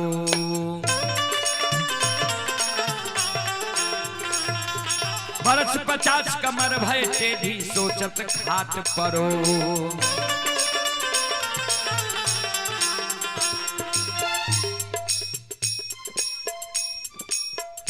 आइए राजेश बाबू की पूजनी माता जी खगड़िया से चलकर आई है। माता जी की ओर से 101 रुपए की आशीर्वाद हमारे मंडली के लिए आए हैं। माता जी के चरण कमलों में कोटि कोटि नमन करता हूँ, आशीर्वाद चाहता हूँ, भगवान से कामना करता हूँ, भगवान माता जी को भवसागर की नैया से पार लगा दे। बरस 50 कमर भय टेढ़ी सोचत खाट परो। 50 वर्ष के अंत तक जो है वह खाट पर परे परे सोचते रहते हैं और खाट पर परे परे सोचते रहते, चारों बगल नजर खिराए रहते हैं। चिंता रहता है कि अब तो पोता पोती वाले हो गए हैं, कहीं बांस वाला डीह तो कम नहीं पड़ गया है, काश कुछ और बना देते तो अच्छा रहता। ये सब बात सोचते रहता है। सज्जन वृंद, श्रोता बंधो, और कोई काम अगर बिगड़ रहा है तो वह बच्चे सबको कहता है ये काम बिगड़ रहा है, ये काम बिगड़ रहा है, वो नहीं देख रहा है, अपना तो खाट पर है। तो जिसके लिए चिंता में है, चिंतित है, वह बच्चा क्या कहता है? लड़का बबुआ ने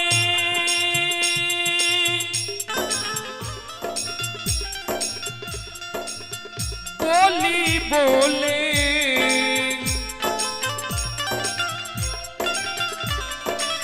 लड़का बबुआ ने बोली बोले,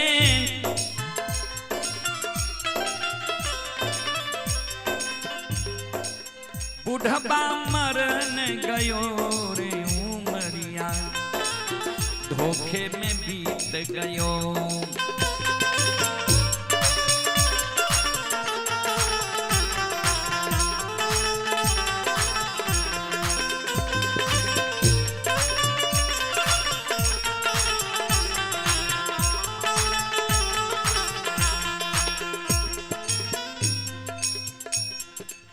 आगे लिखे हैं, बरस 70 के भीतर बाल सफेद भयो,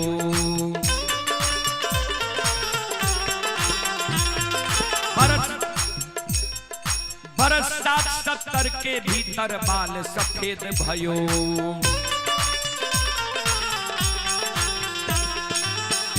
60 और 70 के अंत तक में बाल सफेद हो जाता है। वैसे तो आजकल बाल सफेद होना 15 वर्ष से शुरू हो जाता है। ये समय की मार है। कफ पित्त बातने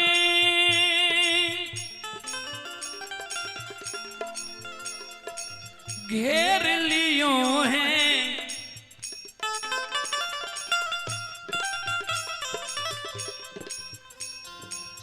कफ पित्त बातन घेर लियो हैं,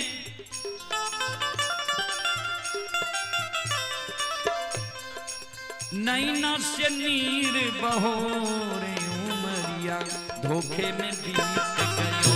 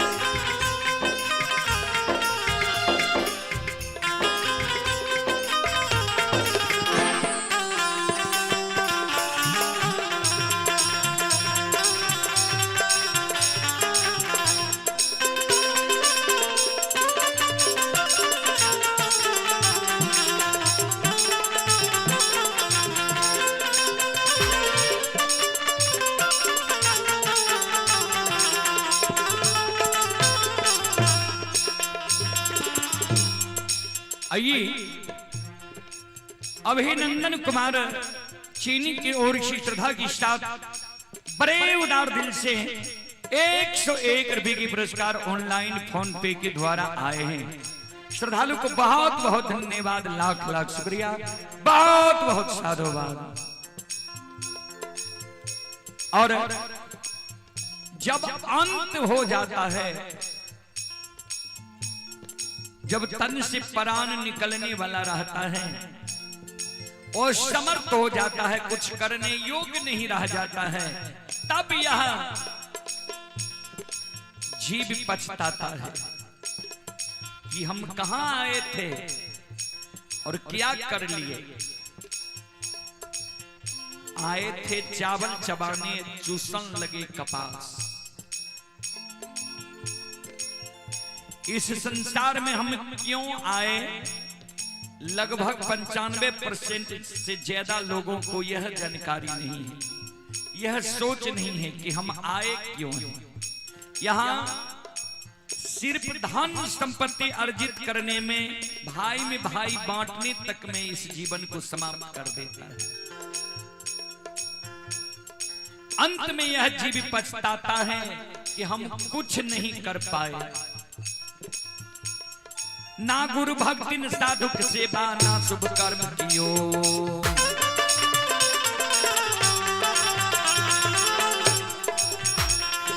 ना गुरु भक्ति न साधुक सेवा, ना शुभ कर्म कियो।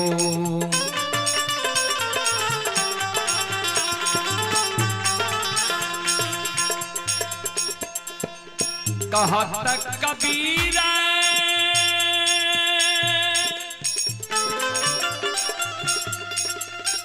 जीव पछताता है, ना गुरु की भक्ति किए, ना साधु की सेवा किए, ना दान पुण्य किए, नहीं संतों के संग में रहे, नहीं शुभ कर्म हम किए। सब दिन अधर्म में ही समय को बिता दिए।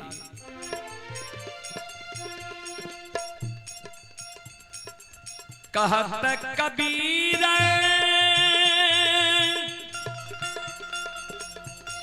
सुनो भाई साधो,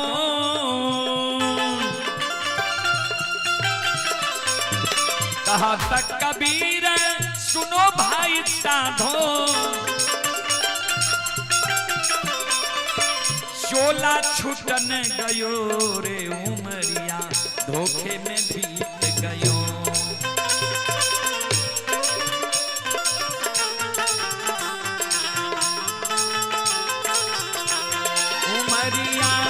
धोखे में बीत गयो रे उमरिया, धोखे में बीत गयो।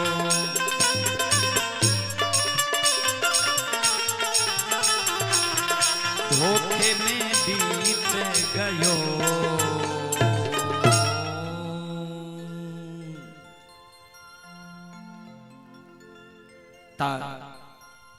अब प्रसंग पर लक्षण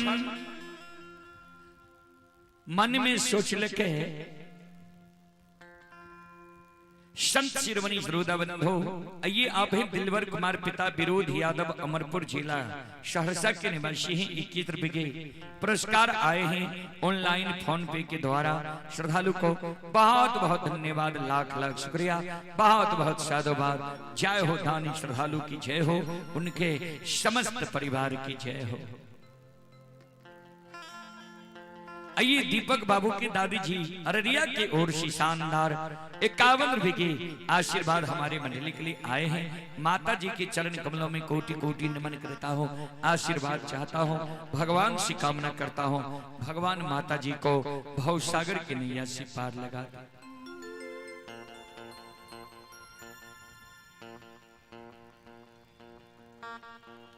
सज्जन श्रोताबंधो,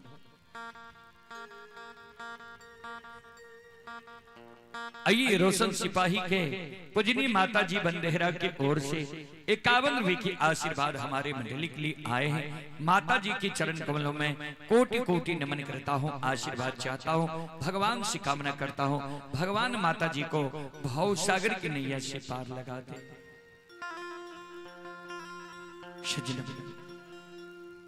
श्रोता बंधु, वही जगह से माय के साथ लगेने लछन आंगन गेले। आंगन में कारु बाबा के धर्म पत्नी कृष्णावती मचिया पर बैस के बाल झाड़े रहे। लछन कृष्णावती के बगल में काने लागले, सारी बात कृष्णावती के बतावे। कृष्णावती कल के सुना, जब भाईजी तोरा से ज्येष्ठ छ, भाईजी क्रोधित भेल छ, भाईजी की नजर से तो महीना 6 महीना साल भर कहे अलग भे जाए। लछन मन में सोचले के ठीके कहे छे, वही जगह से गेले। मन में सोचे छे जे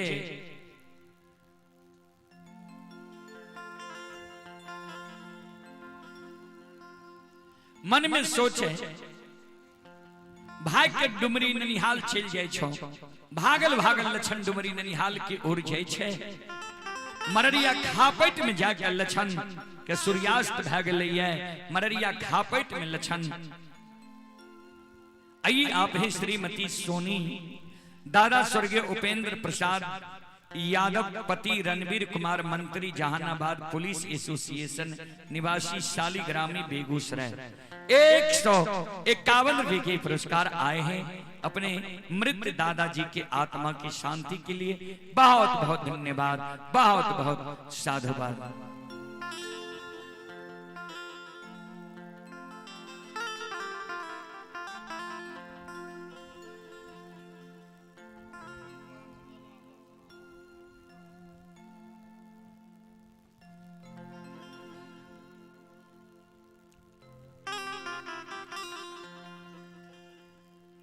और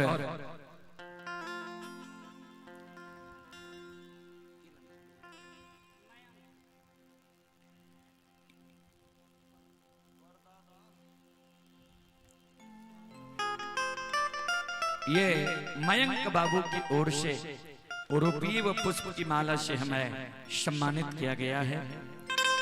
भगवान मयंक बाबू को सुख और समृद्धि दे, मां सरस्वती सद्बुद्धि सिद्ध ज्ञान दे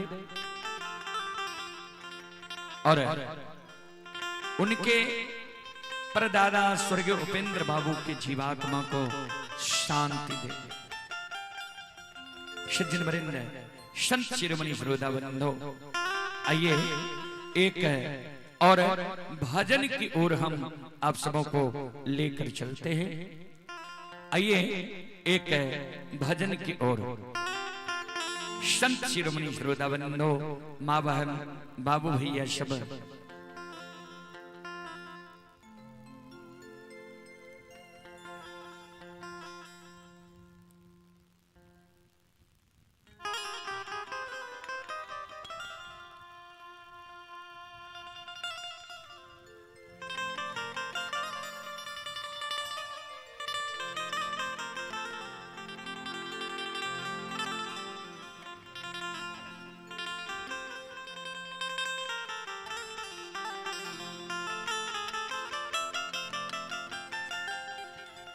रे गोरिया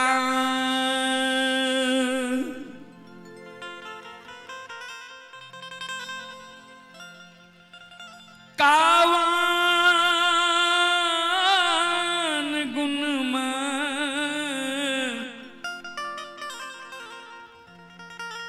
पाके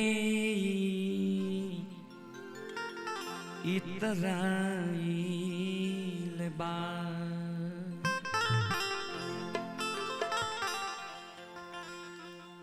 गोरिया इस जीव को कहा गया है।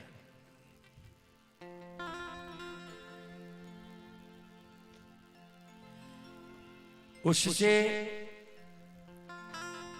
सद्गुरु जीव को समझाते हैं, ए गोरिया कावन गुनमा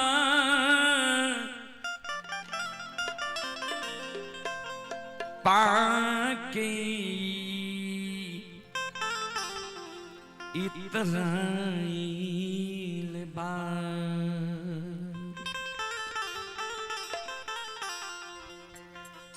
माया में लाइल बारूना ए गोरिया कावन गुण पाकी माया में हो लाइल बारूना।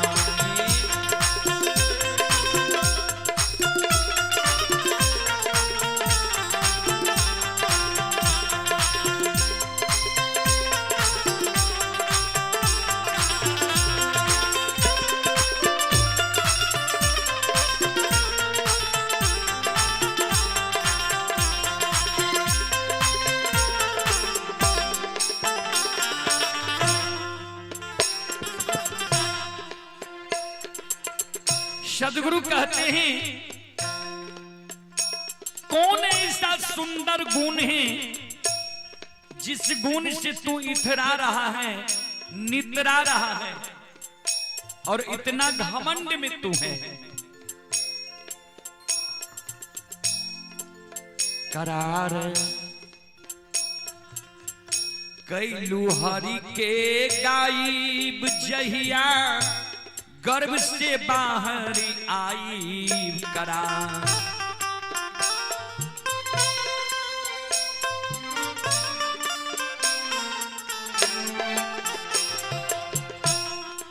आप क्लारनेट बजाइए बेंजो के साथ ही साथ। करार कैलू हरि के गायब जहिया गर्भ से बाहर आई करा।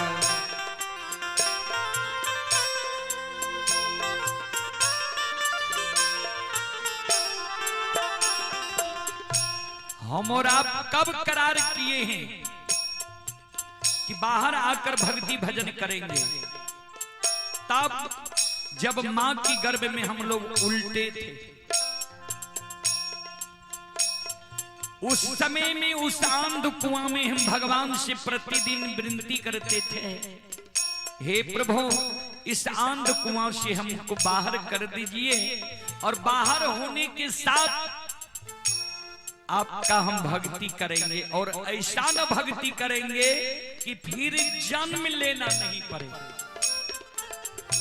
सबसे ज्यादा कष्ट है जन्म लेने और मरने में। इस तन से प्राण कितना कष्ट से निकलता होगा।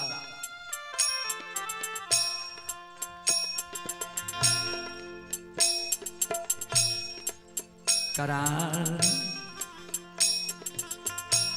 कैलू हरि के गायब जहिया गर्भ से बाहर आई करा।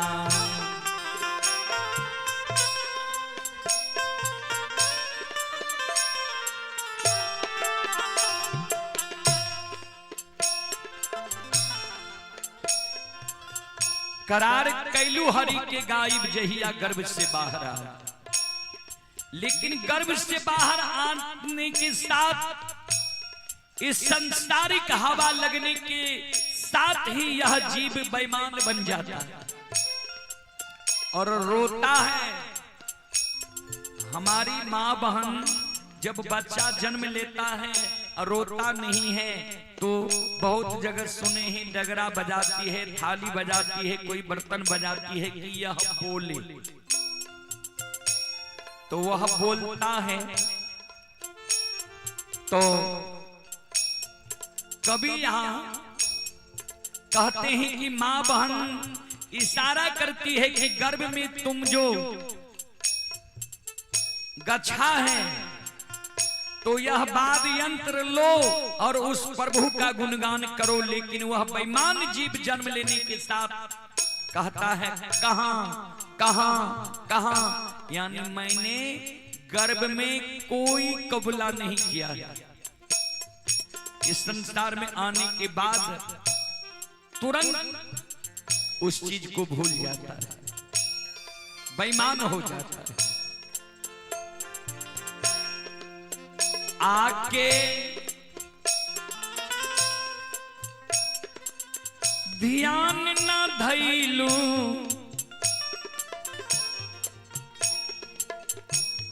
हो आके ध्यान न धैलू देबरा में लुभाई बारू। देबरा इस ममता मोह को कहा गया है।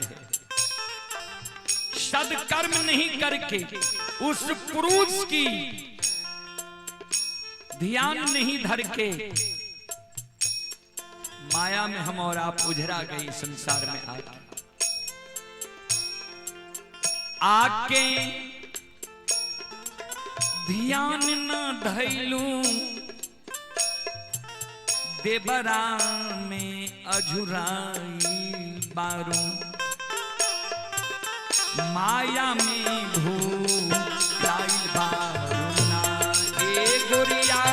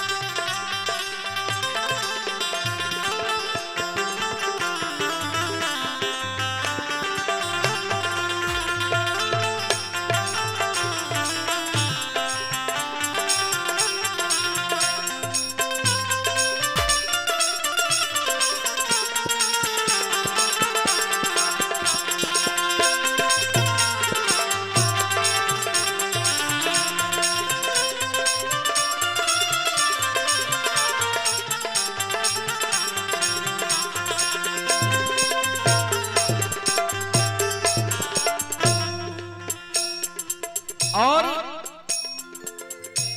जिस शरीर पर हम और आप गुमान कर लेते हैं कि किसी से हमको क्या होगा, हम में इतना शक्ति है, इतना बल है, इतना हम रूपवान हैं, सुंदर हैं, धनवान हैं, गुणवान हैं, पहलवान हैं, तो दर्शाते हैं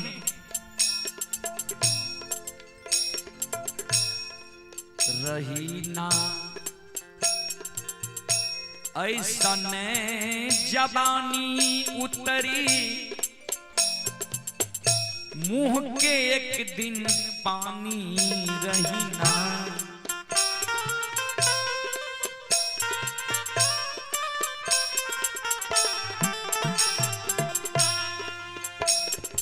यह जबानी सदा रहने वाला नहीं है, यह सुंदरता, यह सूरत सदा रहने वाला नहीं है। एक दिन झुर्री पड़ जाएगा, एक दिन देखने वाला कोई नहीं रहेगा।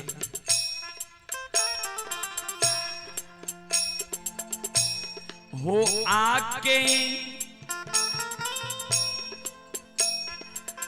ध्यान न धैलू बसना में अझुराइल पारू।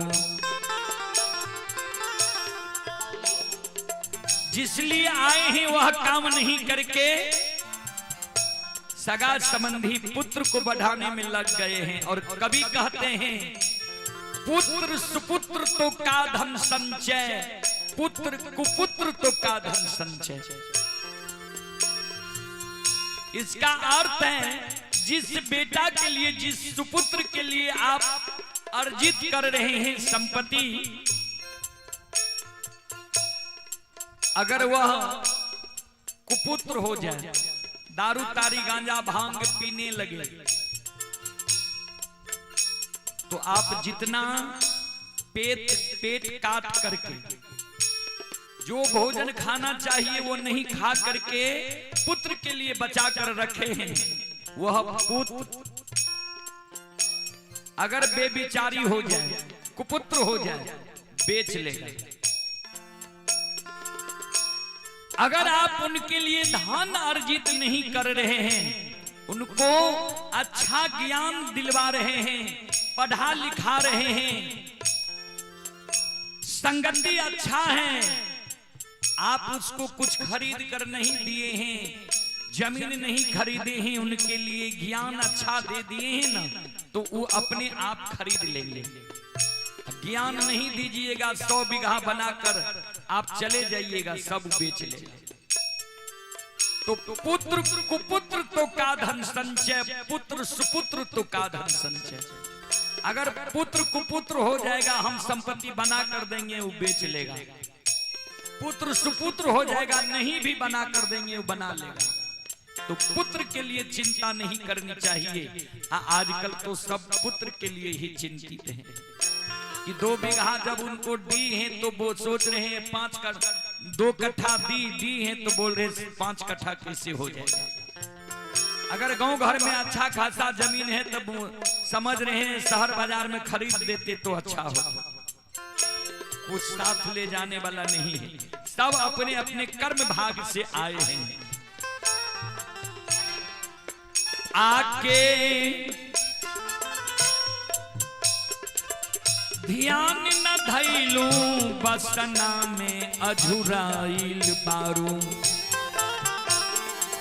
माया में भूल बारू ना ए गोरिया।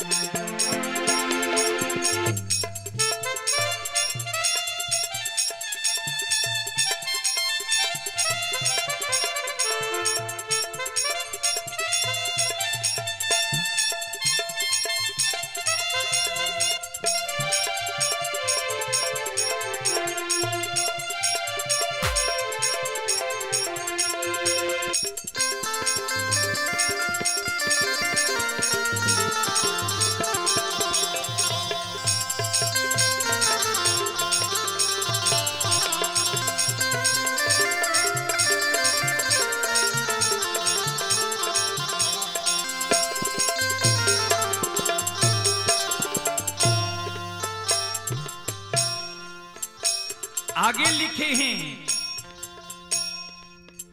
यह दुनिया के चाल दुरंगी, केहू होला न केहू के संगी।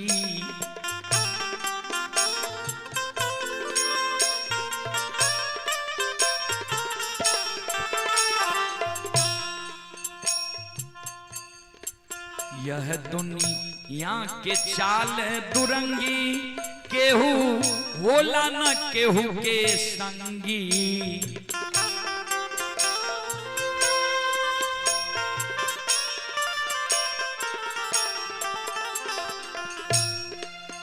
यह दुनिया के चाल दुरंगी, केहू होला न केहू के संगी।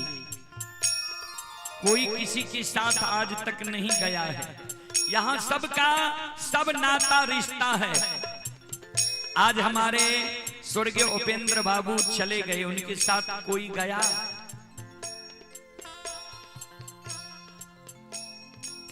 जिनको सबसे ज्यादा दुलार प्यार करते थे वो भी साथ नहीं गया। कोई किसी के साथ नहीं जाता है। हम और आप चोरी करके लाते हैं, पूरे परिवार को भरण पोषण करते हैं, खिलाते हैं। अगर हम पकड़ा जाते हैं तो सिर्फ हमको पकड़ता है प्रशासन। जो उस चोरी के धन को खाया है या हिस्सा लिया है या बांटा है, उसको नहीं पकड़ा जाता है। जो चोरी करता है सिर्फ उन्हीं को पकड़ता है।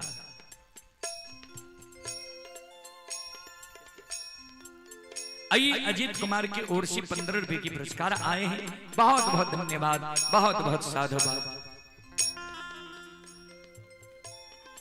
आइए, हमारे स्वर्गीय उपेंद्र बाबू के छोटी पुतहु पुत्र वधू अपनी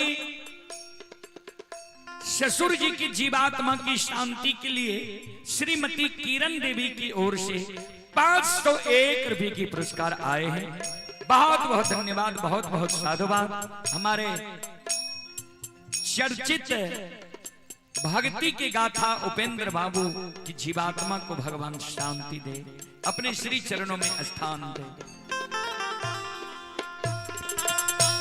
तो अगर हम चोरी करते हैं, पूरे परिवार को भरण पोषण करते हैं, उस चोरी से तो पकड़ा हम जाते हैं, परिवार नहीं पकड़ाता है।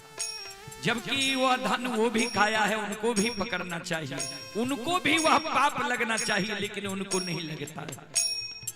यह दुनिया के चाल दुरंगी, केहू होला न केहू की संगी, कोई किसी के साथ नहीं जाता है। बेटा के लिए इतना अर्जित हम लोग करते हैं, वो साथ नहीं जाता है। अर्धांग की अर्धांगिनी पत्नी भी साथ नहीं जाती है। साथ किया जाता है तो जो हम शुभ कर्म किए हैं, धर्म किए हैं, वह साथ जाता है।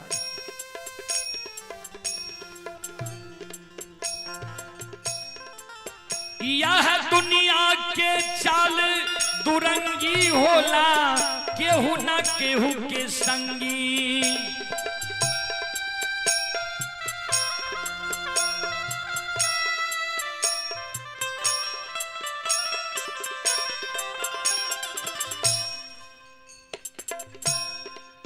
खाली जईबू जैसे, खाली ये हाथ आइल बारो, हो खाली जईबू जैसे,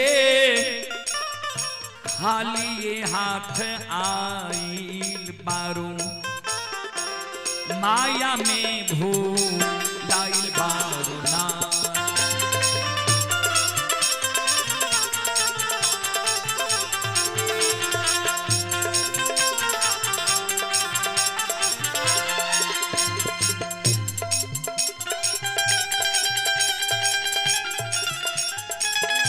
आइए मोहन बाबू बंदेहरा,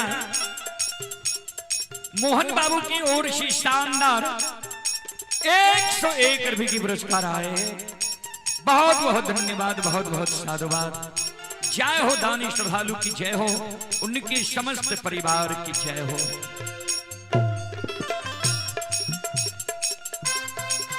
नाता यह दुनिया से तोड़ो निहिया, सतगुरु से जोड़ो।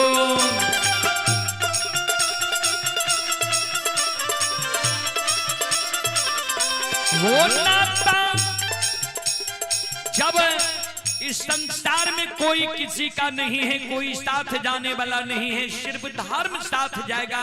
हम जो किए हैं वह कर्म साथ जाएगा, तो फिर धन संपत्ति अर्जित क्यों, चोरी बेईमानी डकैती क्यों?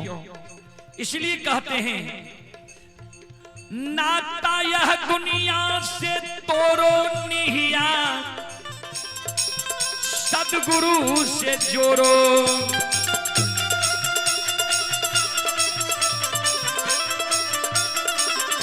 हो नाता यह दुनिया से तोड़ो निहिया, सतगुरु से जोड़ो।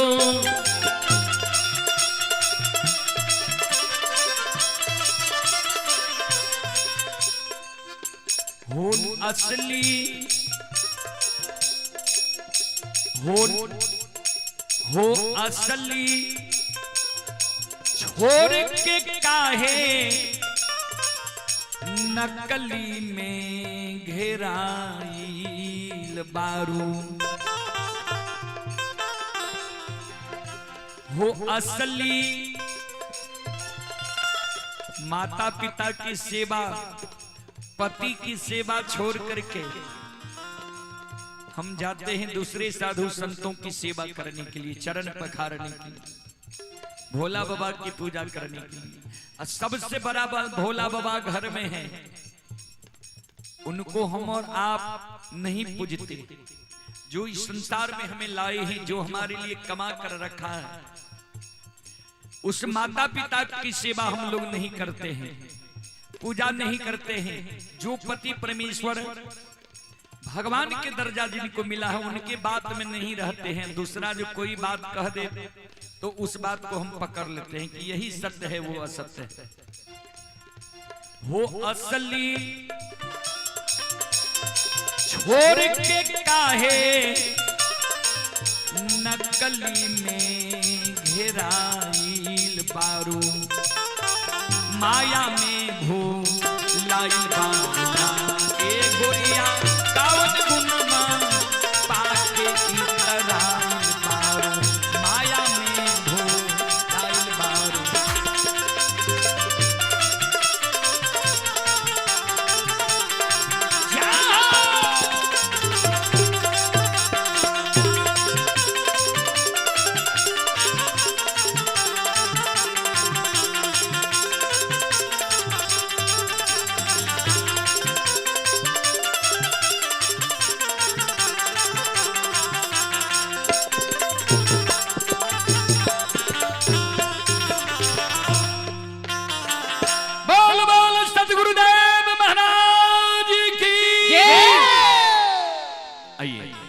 एक सोहर के ओर संत शिरोमणि श्रोताबंधु आइए विनोद कुमार जी की ओर से 21 रुपए की पुरस्कार आए। श्रद्धालु को बहुत बहुत धन्यवाद, बहुत बहुत साधुवाद।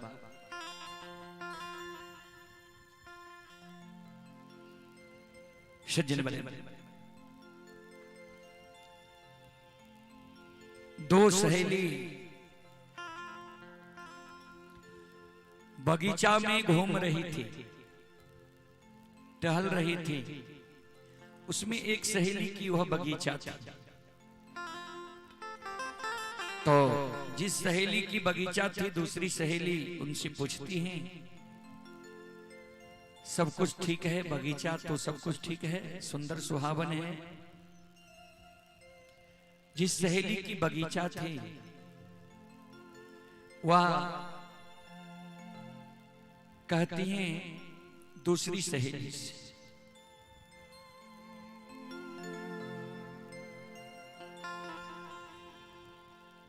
रोपलों में आमो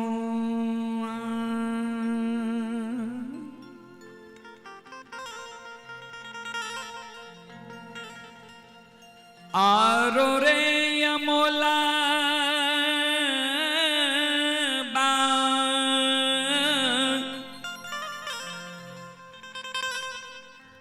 रोपलों है सखिया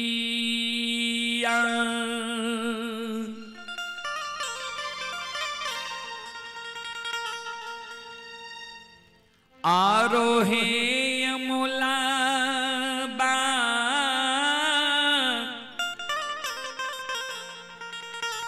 रोपलों है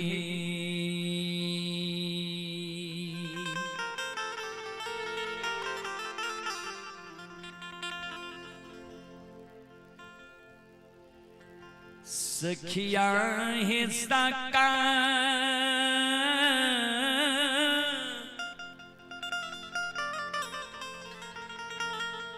लाहे बगीचबा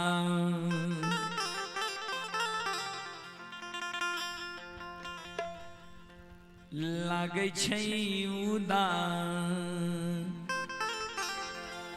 सासे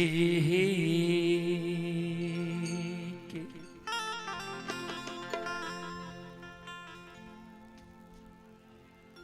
एक हे यशोगा बा बीना है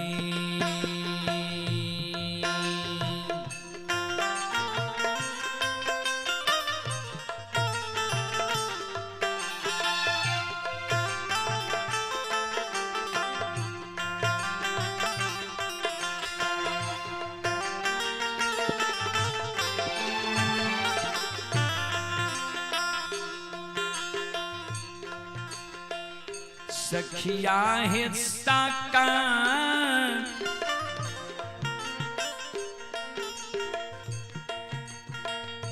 लाहे बगीचबा लागे छै उदास सासे के एक गोय सोगा बीना है।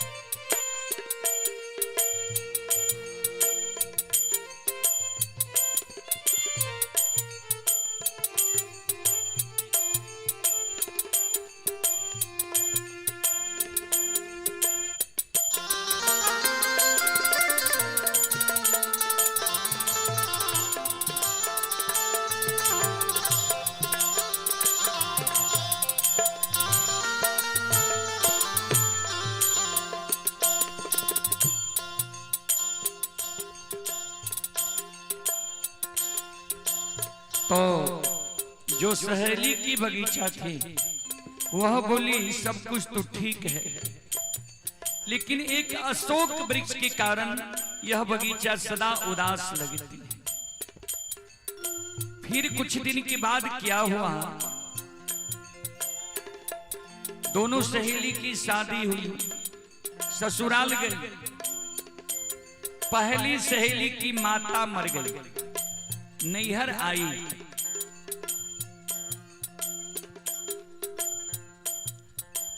दूसरी सहेली भी नैहर आई, दोनों फिर मिली और समाचार पूछती हैं, कुशल पूछती हैं। जिस सहेली की मां मरी थी, अगर वो उससे समाचार पूछी वह रोने लगी, रो कर कहती है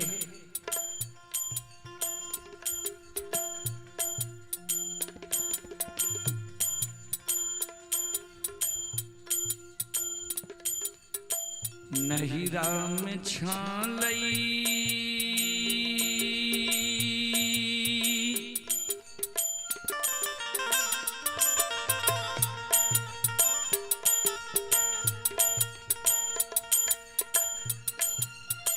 एक लाख भाई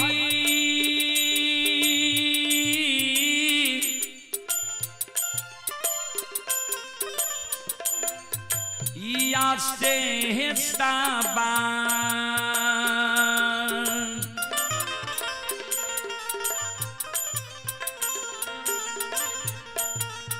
सवा लाख भक्ति जबा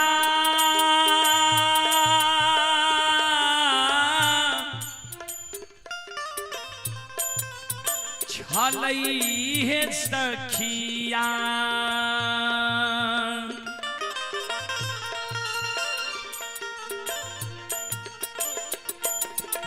सवा लाख भक्ति जबा छलई है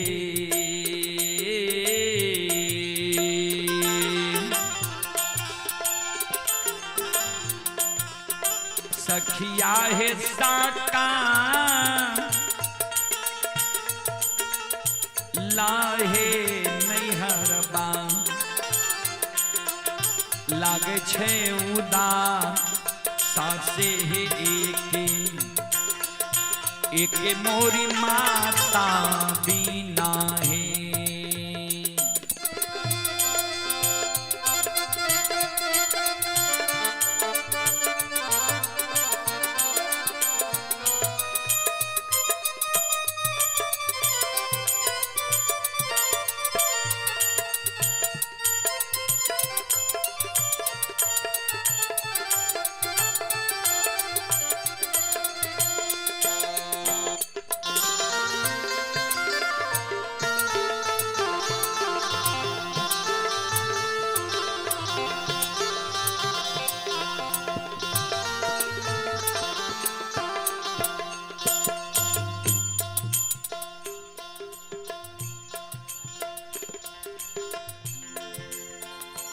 फिर एक सखी विधवा हो जाती है,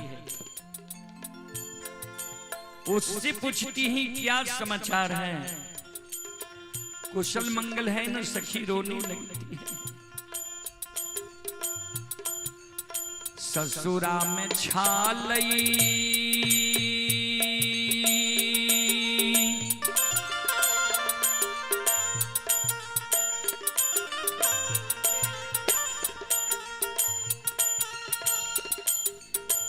एक लाख भाई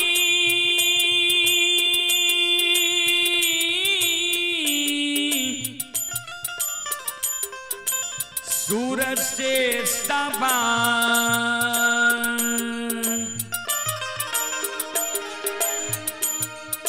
सवा लाख दे बरबा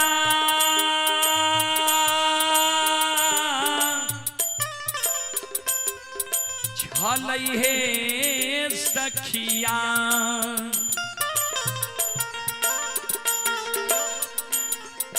सवा लाख दे बरबा छलई हे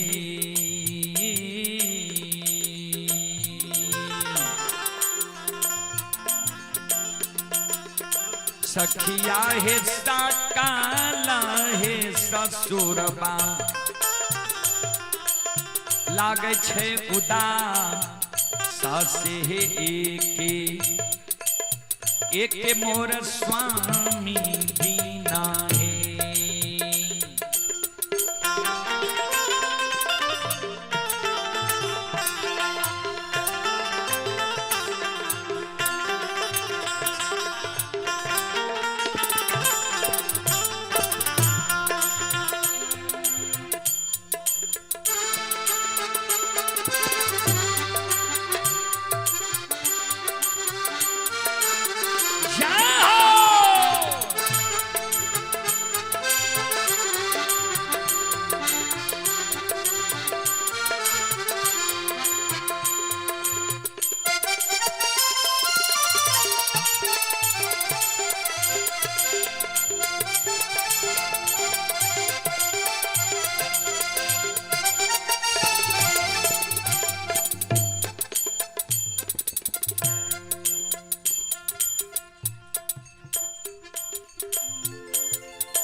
कैलों में 16 हो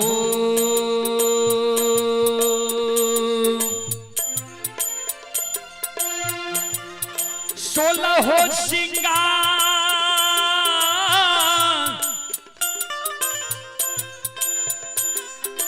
रासे 32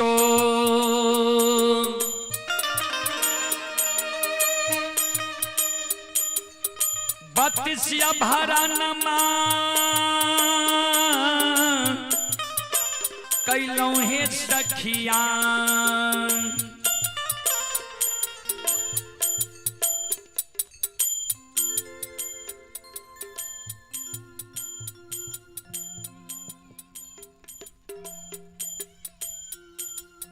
आइए स्वर्गीय उपेंद्र बाबू की नाती की सुपुत्र शिवांश कुमार उनकी ओर से 601 रुपए के पुरस्कार आए हैं और हमारे स्वर्गीय उपेंद्र प्रसाद यादव की पुत्र वधू छोटी पुत्र वधू हैं श्रीमती किरण देवी की ओर से पुनः 501 रुपए के पुरस्कार आए हैं उपेंद्र बाबू की जीवात्मा की शांति के लिए। मैं मृत आत्मा उपेंद्र बाबू के चरण कमलों में कोटि कोटि नमन करता हूं। भगवान से कामना करता हूं उनको अपने श्री चरणों में स्थान दे।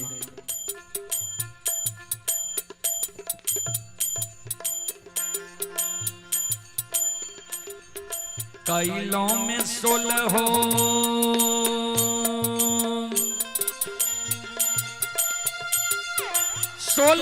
सिंगार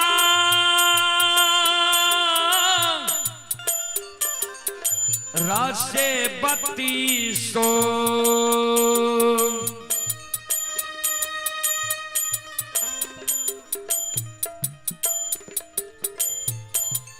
32 आभरणमा कैलों है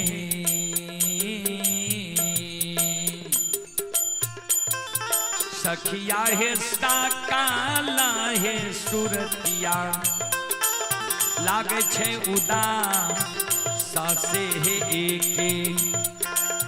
एके बूंद सिंदूर बीना है सखिया है साकाला है शरीर बा लागे छे उदास सासे है एके बूंद सिंदूर बीना है। बोल बोल सांचे दरबार की। चलो एक बार अब हम सब मावहन बाबू भैया से आग्रह करबे, एक बार यहाँ सब दोनों हाथ से ताली बजा के अब बुखार बदन से यहाँ सब एक बार भगवान के नाम ले लियो सब माँ बहन बाबू भैया। और लछन के लिए 7 का चंदन के चेला जो चीरल रहे वो चेला पर जाके लछन बैठ गए। लछन के संत बाबा कारू दर्शन दिल के जे चेला पर जाके बैठ जा तोहर एगो रुआ जिर जित बाल बाका भै जेता त तू कारू के नाम लेने भूल गई हो पूजा करने छोड़। 7 का चंदन के चेला पर लछन के जाके आग लगा दिल के 7 का चंदन के चेला जर गले। 7 का चंदन के चेला से लछन थर थर कापल बाहर भेले। बाबा ब्राह्मण बाबा जी बनगांव महिषी के रहे। ब्राह्मण बाबा लछन के पाछा लग गए। लछन हम सब तक कहे रहिए महिनाथ पंडित के जे भाई छिए आग में नहीं जले हमरा सबके बात मान ल कैसे। लछन के क्रोध है लिखनी है अति संघर्षण करे जो कोई अनिल परकट चंदन से हो। अति माने ज्यादा चंदन होय छे शीतल ठंडा। अगर चंदन के लकड़ी पर भी चंदन के लकड़ी के अति माने ज्यादा से ज्यादा घिसल जाए ओहो से आग निकल सके छे। तो लछन रहे शांत चित्त के लोग जते ने ओकरा तपलकै ने आय मुंह से आग निकले लागले। लछन साप दादल के ब्राह्मण बाबा के ए ब्राह्मण बाबा यहाँ सब हमरा दोनों भाई में झगड़ा लगलिए षड्यंत्र रच के हमरा आग में जलिए। कार भैया बाबा ओघरदानी के कृपा ने आग से बच गलिए। जय ना हमरा आग में जलिए वही ना साप दै छी जे प्रत्येक साल बनगो में आग लागा। बाबूजी तो लछन के उ साप लग गए। अब महिनाथ बाबा के साप दे दिल के जो तू सहोदर भाई के नहीं बुझल हो महापुरा धर्म देश छिए हमरा आग में जलेल हो तो तोहर बास महापुरा नगरी में नहीं तो तोहर बास सासुर परस बनना में हिता तो परस बनने में वंश बाबा महिनाथ के वंश खानदान चल महापुरा में नहीं रह सकले। महापुरा में सिर्फ लछन के ही वंश खानदान रहा। अभी भी वहां लछन बाबा के वंश खानदान के ही लोग महंत छिए कारो बाबा के धाम ता सत पर जे रहे छे ओकर विजय भै जाय छे असत पर जे रहे छे ओकर नाश होय छे। अब एगो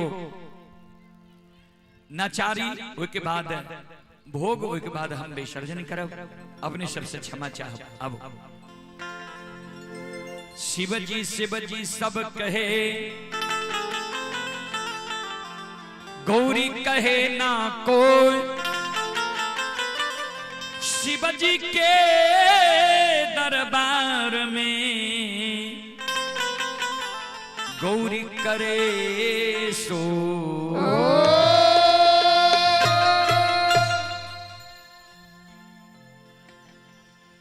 जंगलबा में हो जंगलबा में हो जंगलबा में हो जंगलबा में भोले दानी हो के बैठे जंगलबा में भोले दानी हो के बैठे जंगलबा में भोले दानी हो के बैठे जंगलबा में जंगलबा में हो जंगलबा में हो जंगलबा में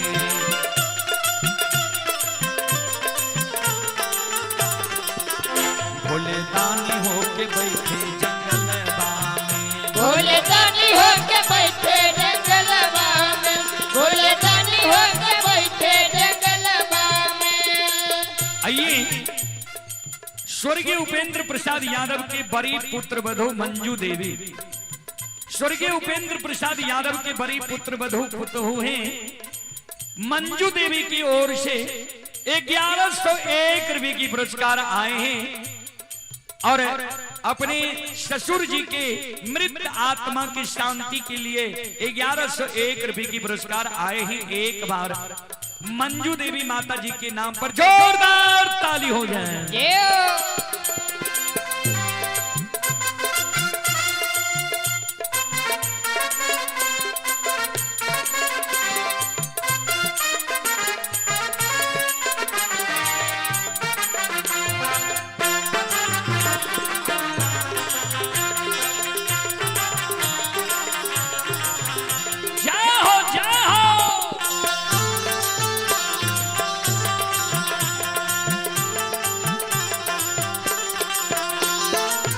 खुआ मलाई शिव के मनहू न भावे हुआ मलाई शिव के मनहू न भावे खुआ मलाई शिव के मनहू न भावे हुआ मलाई शिव के मनहू न भावे खुआ मलाई शिव के मनहू न भावे खुआ मलाई शिव के मनहू न भावे भांग के झोला बगल में भांग के झोला बगल में भोले दानी होके बैठे जंगलवा में भोले दानी होके बैठे जंगलवा में भोले दानी होके बैठे जंगलवा में। जय हो जय हो जय हो।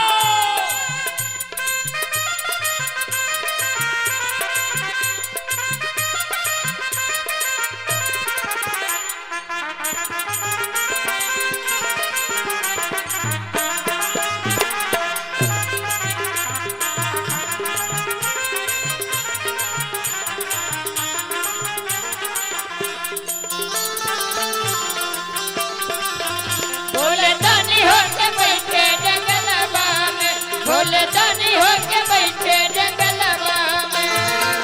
साला दो साला शिव के मनहू न भावे साला दो साला शिव के मनहू न भावे साला दो साला शिव के मनहू न भावे साला दो साला शिव के मनहू न भावे मिर्गा के छाला कमरबा में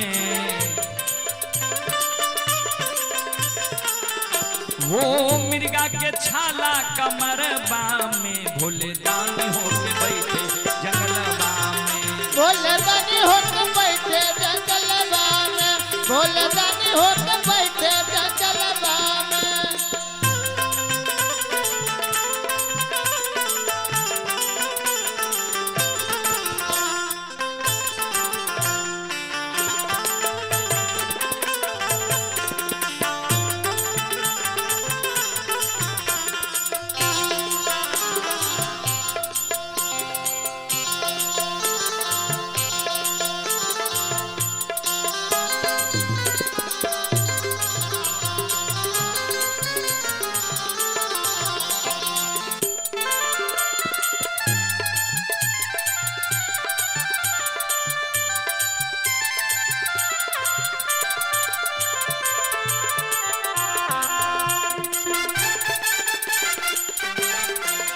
भोले दानी होके बैठे जंगलवा में भोले दानी होके बैठे जंगलवा में। महल अटारी शिव के मनहू न भावे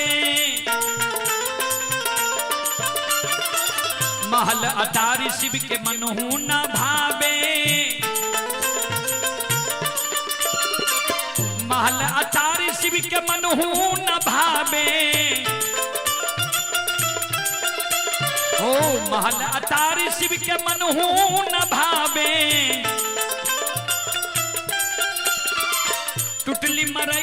जंगलबा में हो टुटली मरैया जंगलबा में भोले दानी होके बैठे जंगलबा में भोले दानी होके बैठे जंगलबा में भोले दानी होके बैठे जंगलबा में जंगलबा में हो जंगलबा में हो जंगलबा में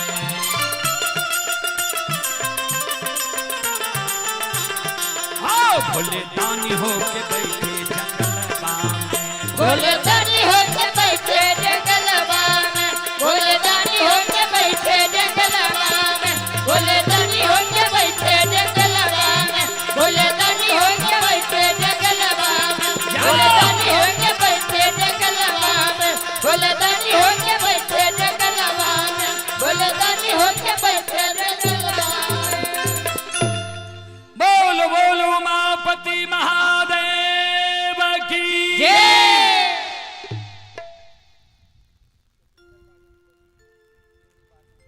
आइए स्वर्गीय उपेंद्र बाबू की बड़ी पोती हैं, उनकी ओर से 501 रुपए की पुरस्कार अपने दादाजी के आत्मा की शांति के लिए आए हैं।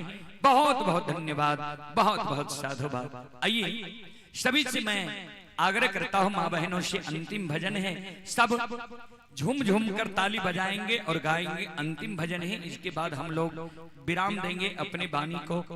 कारण है जो 5.5 घंटा से भी ज्यादा हो गया, हम लोग तो स्टैंड पर गाते होते हैं, बैठकर जो आज गाते हैं तो बहुत परेशानी में हम लोग हैं। तो आइए वैसे भी 4 घंटा से ज्यादा हम लोग कार्यक्रम नहीं करते, फिर भी आइए अंतिम भजन है, सबसे आग्रह करेंगे झूम झूम कर यह भजन गावे। सब माँ बहन बाबू भैया से हम आग्रह करेंगे,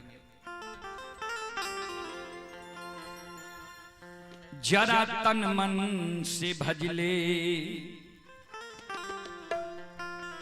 जय जय हो सिया राम, जरा तन मन से भजले जय जय हो सिया राम, जरा तन मन से भजले जय जय हो सिया राम, जरा तन मन से भजले जय जय हो सिया राम, जय जय हो सिया राम, जय जय हो सिया राम, जय जय हो सिया राम, जय जय हो सिया राम, जय जय हो सिया राम, जय जय हो सिया राम, जय जय हो सिया राम, जरा तन मन से भजले जय जय हो सिया राम, जरा तन मन से भजले जय जय हो सिया राम, जरा तन मन से भजले जय जय हो सिया राम, जरा तन मन से भजले जय जय हो सिया राम, जरा तन मन से भजले जय हो जय हो।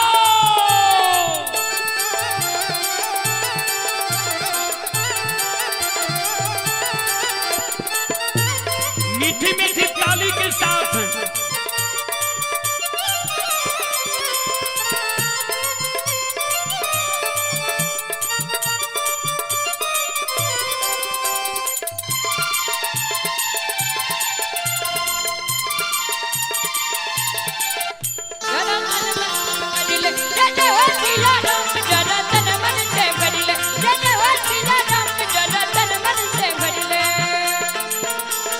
कहाँ बसे तुलसी कहाँ बसे राम, कहाँ बसे तुलसी कहाँ बसे राम, कहाँ बसे तुलसी कहाँ बसे राम, कहाँ बसे तुलसी कहाँ बसे राम, कहाँ बसे तुलसी कहाँ बसे राम, कहाँ बसे तुलसी कहाँ बसे राम, कहाँ बसे तुलसी कहाँ बसे राम, कहाँ बसे तुलसी कहाँ बसे राम, कहाँ बसे लक्ष्मण जी, कहाँ बसे लक्ष्मण, कहाँ हनुमान, जरा तन मन से भजले जय जय हो सिया राम, जरा तन मन से भजले जय जय हो सिया राम, जरा तन मन से भजले जय जय हो सिया राम, जरा तन मन से भजले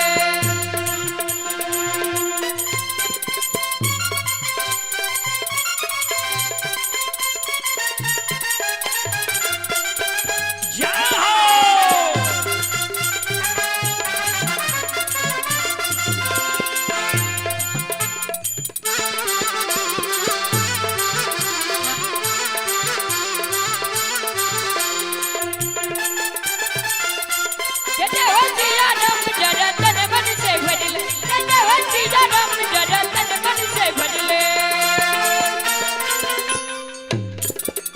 बसे तुलसी हृदय बसे राम, कंठ बसे तुलसी हृदय बसे राम, कंठ बसे तुलसी हृदय बसे राम। कंठ बसे तुलसी हृदय बसे राम। आइए आप ही संत शिरोमणि श्रोताबंधु, ये श्रद्धालु की ओर से ऑनलाइन पुरस्कार आए हैं। संत शिरोमणि श्रोताबंधु, मां बहन बाबू भैया सब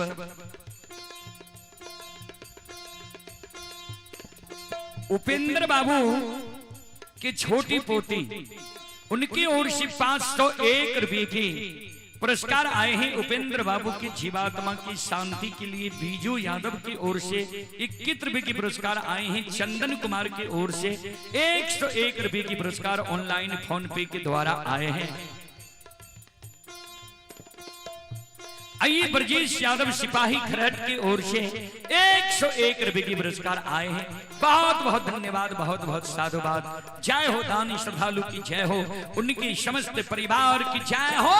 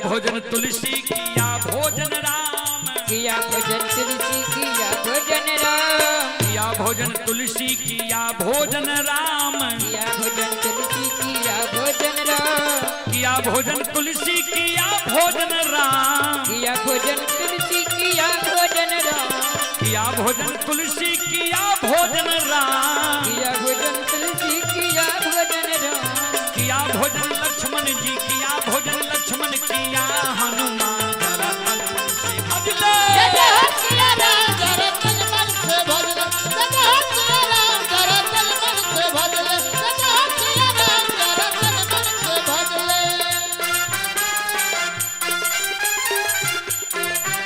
जय हो जय हो जय हो।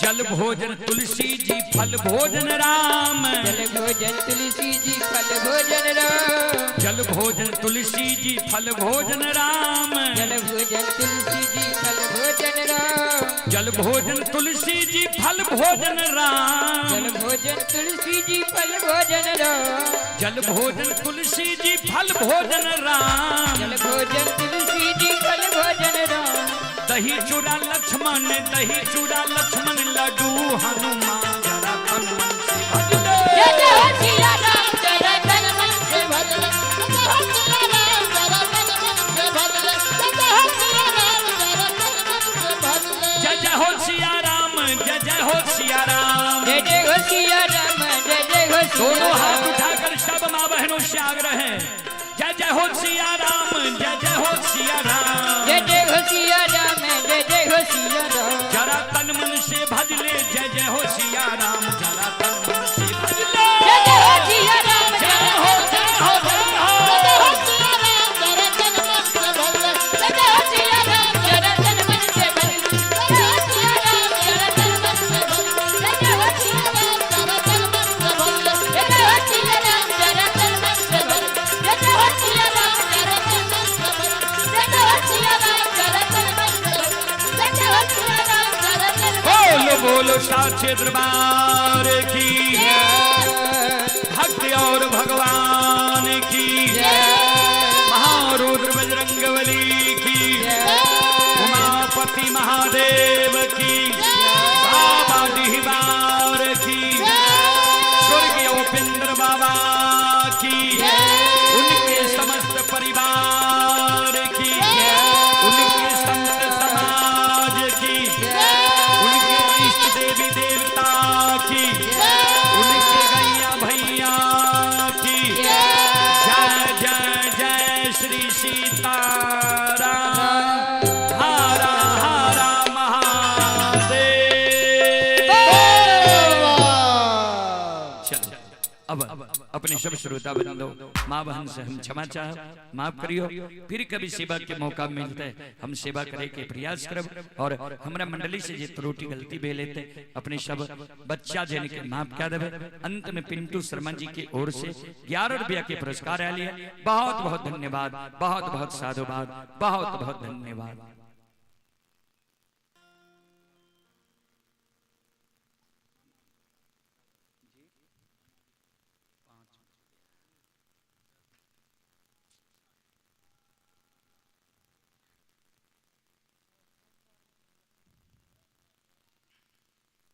अब एगो भजन एगो के बाद माफ क्या देवे।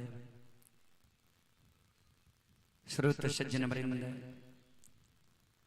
एगो भजन के बाद अपने सब माफ क्या देवे। कारण छे एक जगह पर 5-6 घंटा से बैसल छिए एक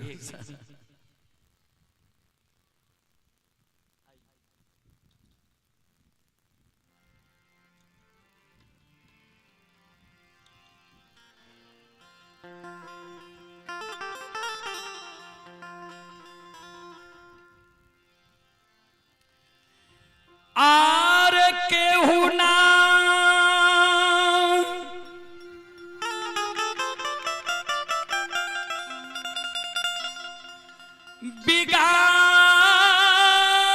बिगारी जी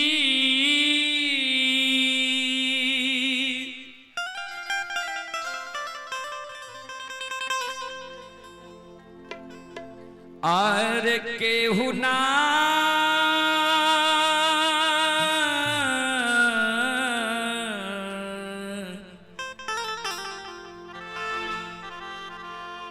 बिगारी जी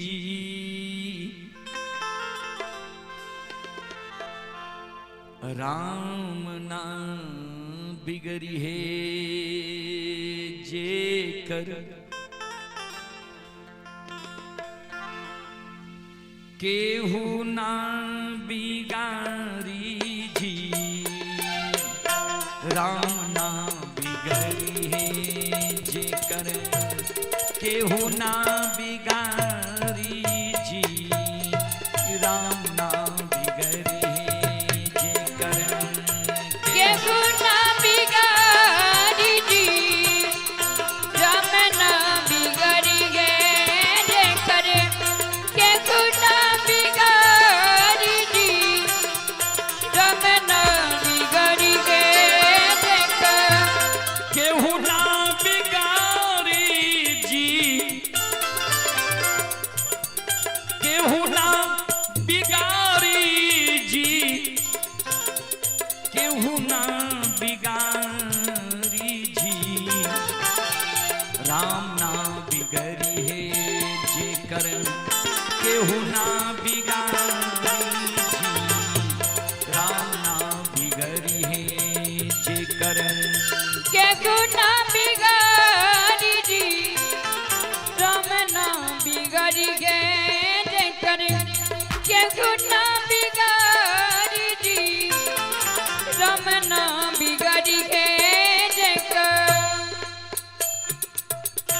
आइए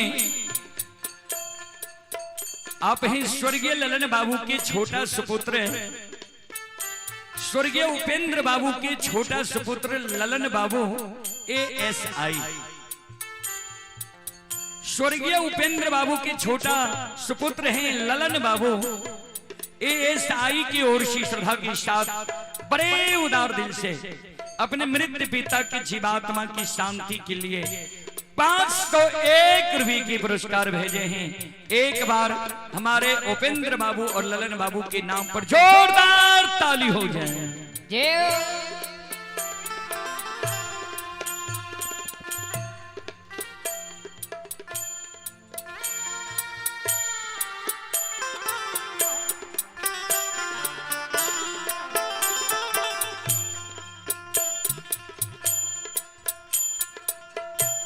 विप्र सुदामा जी पर फिर ले नजरिया,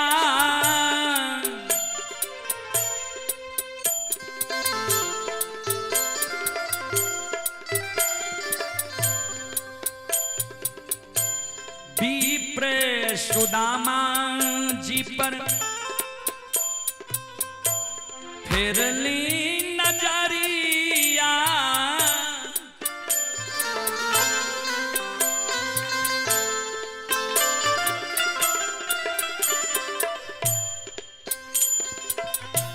झोपड़ी से पानी गेला, झोपड़ी से पानी गेला, महल अटारी जी, राम नाम बिगड़ी है जेकर, केहू ना बिगारी जी, राम नाम बिगड़ी है जेकर, केहू ना बिगाड़ी जी, राम ना बिगाड़ी है जेकर, केहू ना बिगाड़ी जी, राम ना बिगाड़ी है जेकर।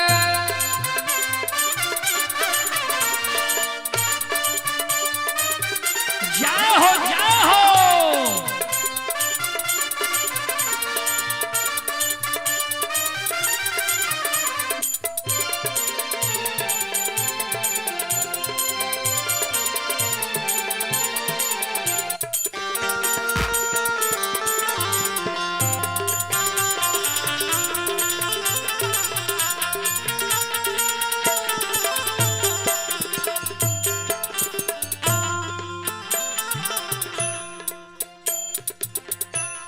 बीच सभा में द्रोपदी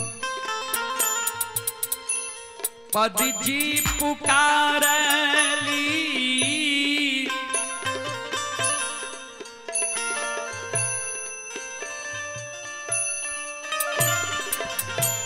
बीच सभा में द्रोपदी जी पुकारली,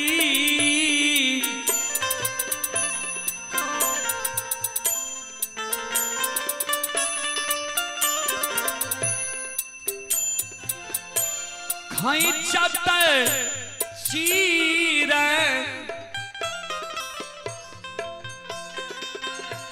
खैचत चीर, दुष्टासन हारी जी, राम नाम बिगड़ी है जेकर, केहू ना बिगारी जी, राम नाम बिगड़ी है जेकर, केहू ना बिगाड़ी जी, राम ना बिगाड़ी है जेकर, केहू ना बिगाड़ी जी, राम ना बिगाड़ी है जेकर।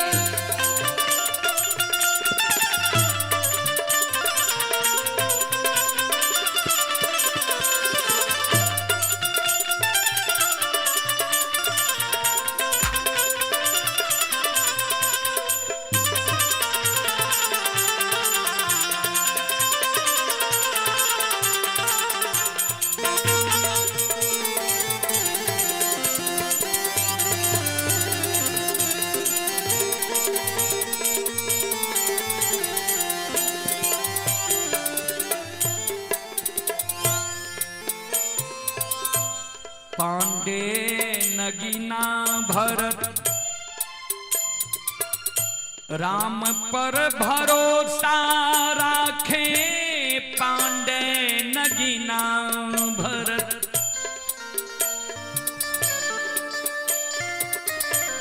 पांडे नगीना भरत राम पर भरोसा राखे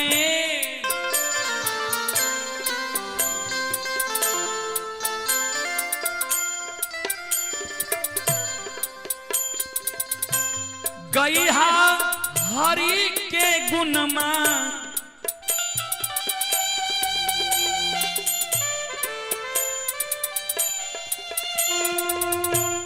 गईहा हरि के गुणमा छोरी दुनियादारी जी राम नाम बिगड़ी है जे कर हो केहू ना बिगाड़ी जी राम ना बिगड़ी है जे करन केहू ना बिगाड़ी जी राम ना बिगड़ी है जे करन केहू ना बिगाड़ी जी राम ना बिगड़ी है जे करन केहू ना बिगाड़ी जी केहू ना बिगाड़ी जी केहू ना बिगाड़ी जी राम ना बिगड़ी है जे कर केहू ना बिगाड़ी जी राम ना बिगड़ी है जे कर केहू ना बिगाड़ी जी राम ना बिगड़ी है जे करन केहू ना बिगाड़ी जी राम ना बिगड़ी है जे करन हो केहू ना बिगाड़ी जी राम ना बिगड़ी है जे करन केहू ना बिगाड़ी जी राम ना बिगड़ी है जे करन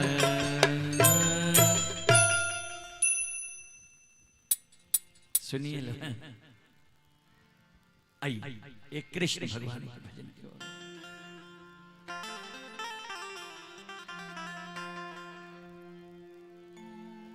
कही के घनश्याम गयो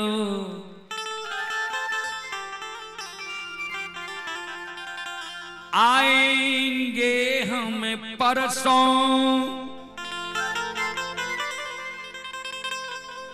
आर परसों परसों जोहत जोहत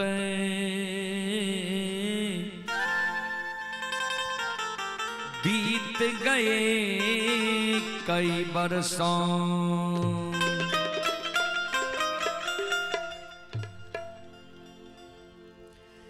आर जब से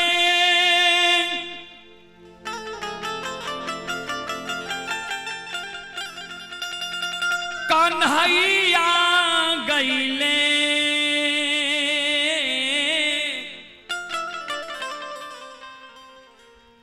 गोकुला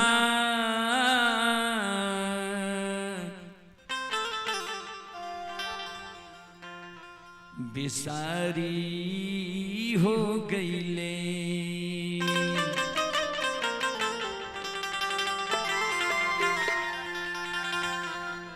जब उद्धव जी ब्रज में आए सखियां सब उद्धव जी को घेर कर चारों तरफ से अपनी अपनी व्यथा सब सखियां उद्धव जी को सुना रही है। आंसू सभी सखियां भगवान के विरह में गिर रही है और रो रो कर कह रही है, आहे आहे उद्धव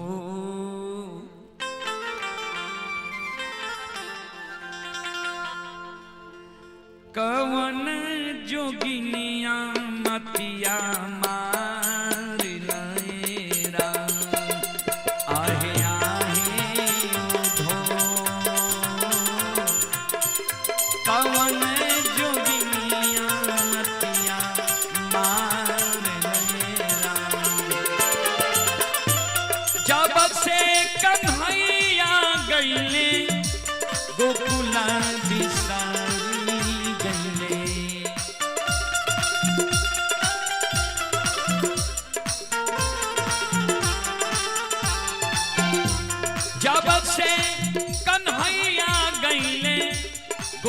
भूल बिसरी गईले।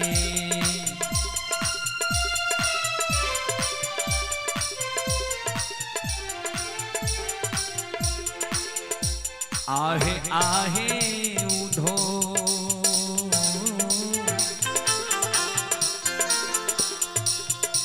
कवन जोगिनिया जोगवा साधे राम। आहे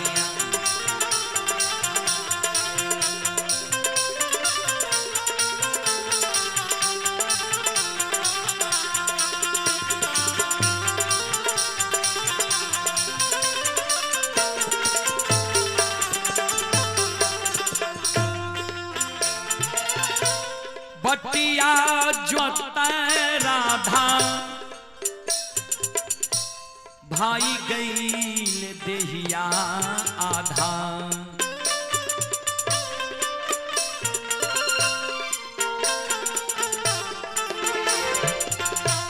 बटिया जोहत राधा भाई गईल देहिया आधा।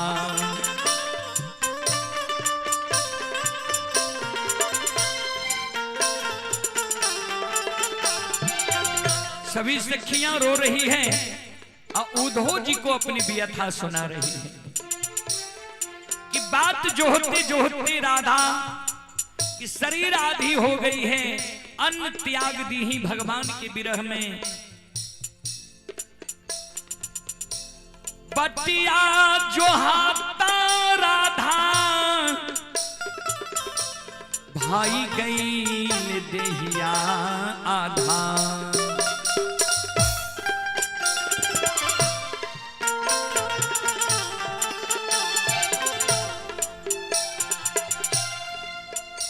आहे आहे उधो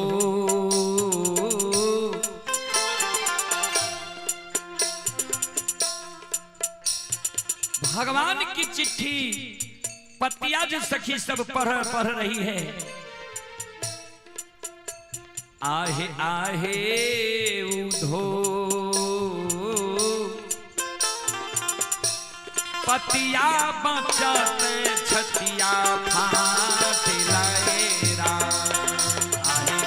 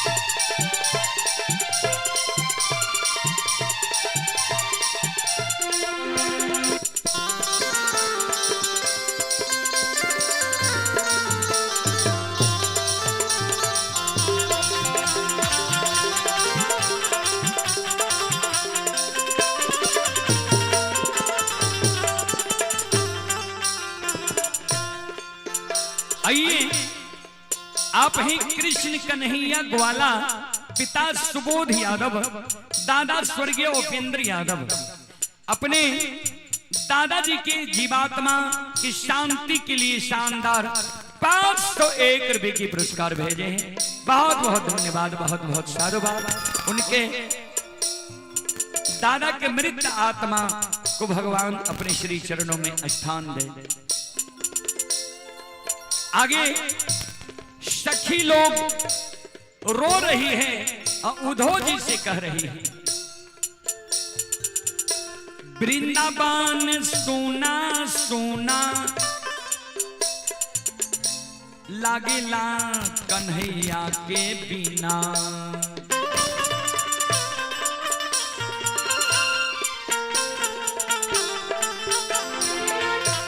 वृंदावन सोना सोना लागेला कन्हैया के बिना।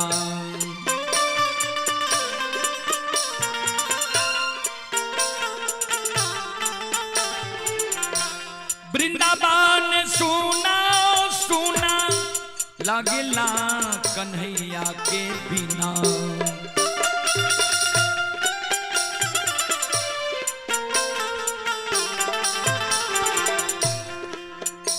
आहे आहे उधो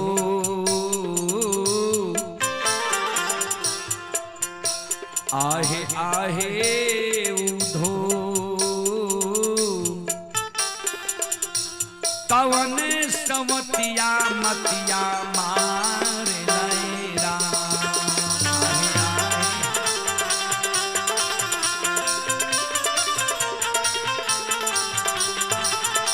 जय हो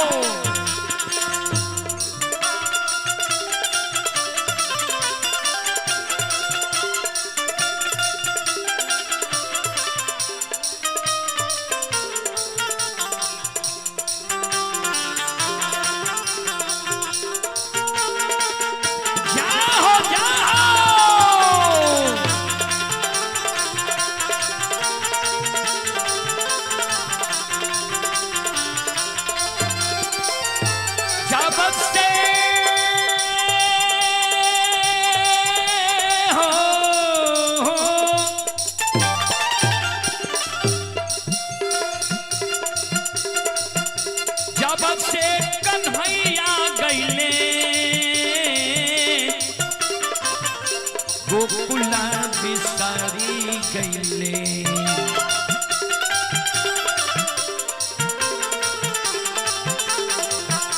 जब से कन्हैया गईले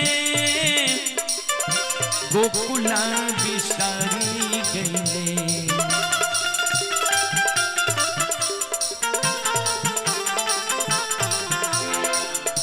आहे आहे उधो कवन सवतिया मतिया मारे लैरा।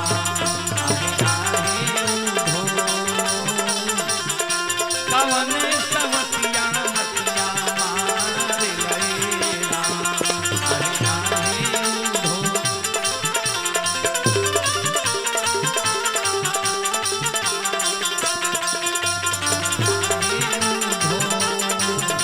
कवन सवतिया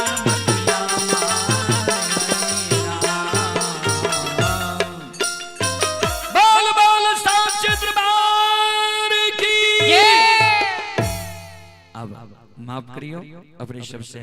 अब हम कर जोड़ के क्षमा मांगे छी, आप माफ क्या दियो। अपने शब्द के समय दे के लिए बहुत बहुत धन्यवाद, बहुत बहुत साधुवाद। और भगवान से अंत में हम कामना करबे, विनती प्रार्थना करबे कि हमारे पजियार शिरोमणि स्वर्गीय उपेंद्र बाबा के अपना श्री चरण में जगह दे और उनकर परिवार के भरल पूरल रखे और परिवार में ई दुख की संकट जे छे एकरा सहे के उपेंद्र बाबू के अभाव जे अभी सबके भय रहले ये एकर दुख सहे के सबके शक्ति दे, क्षमता दे। बहुत बहुत धन्यवाद, बहुत बहुत साधुवाद।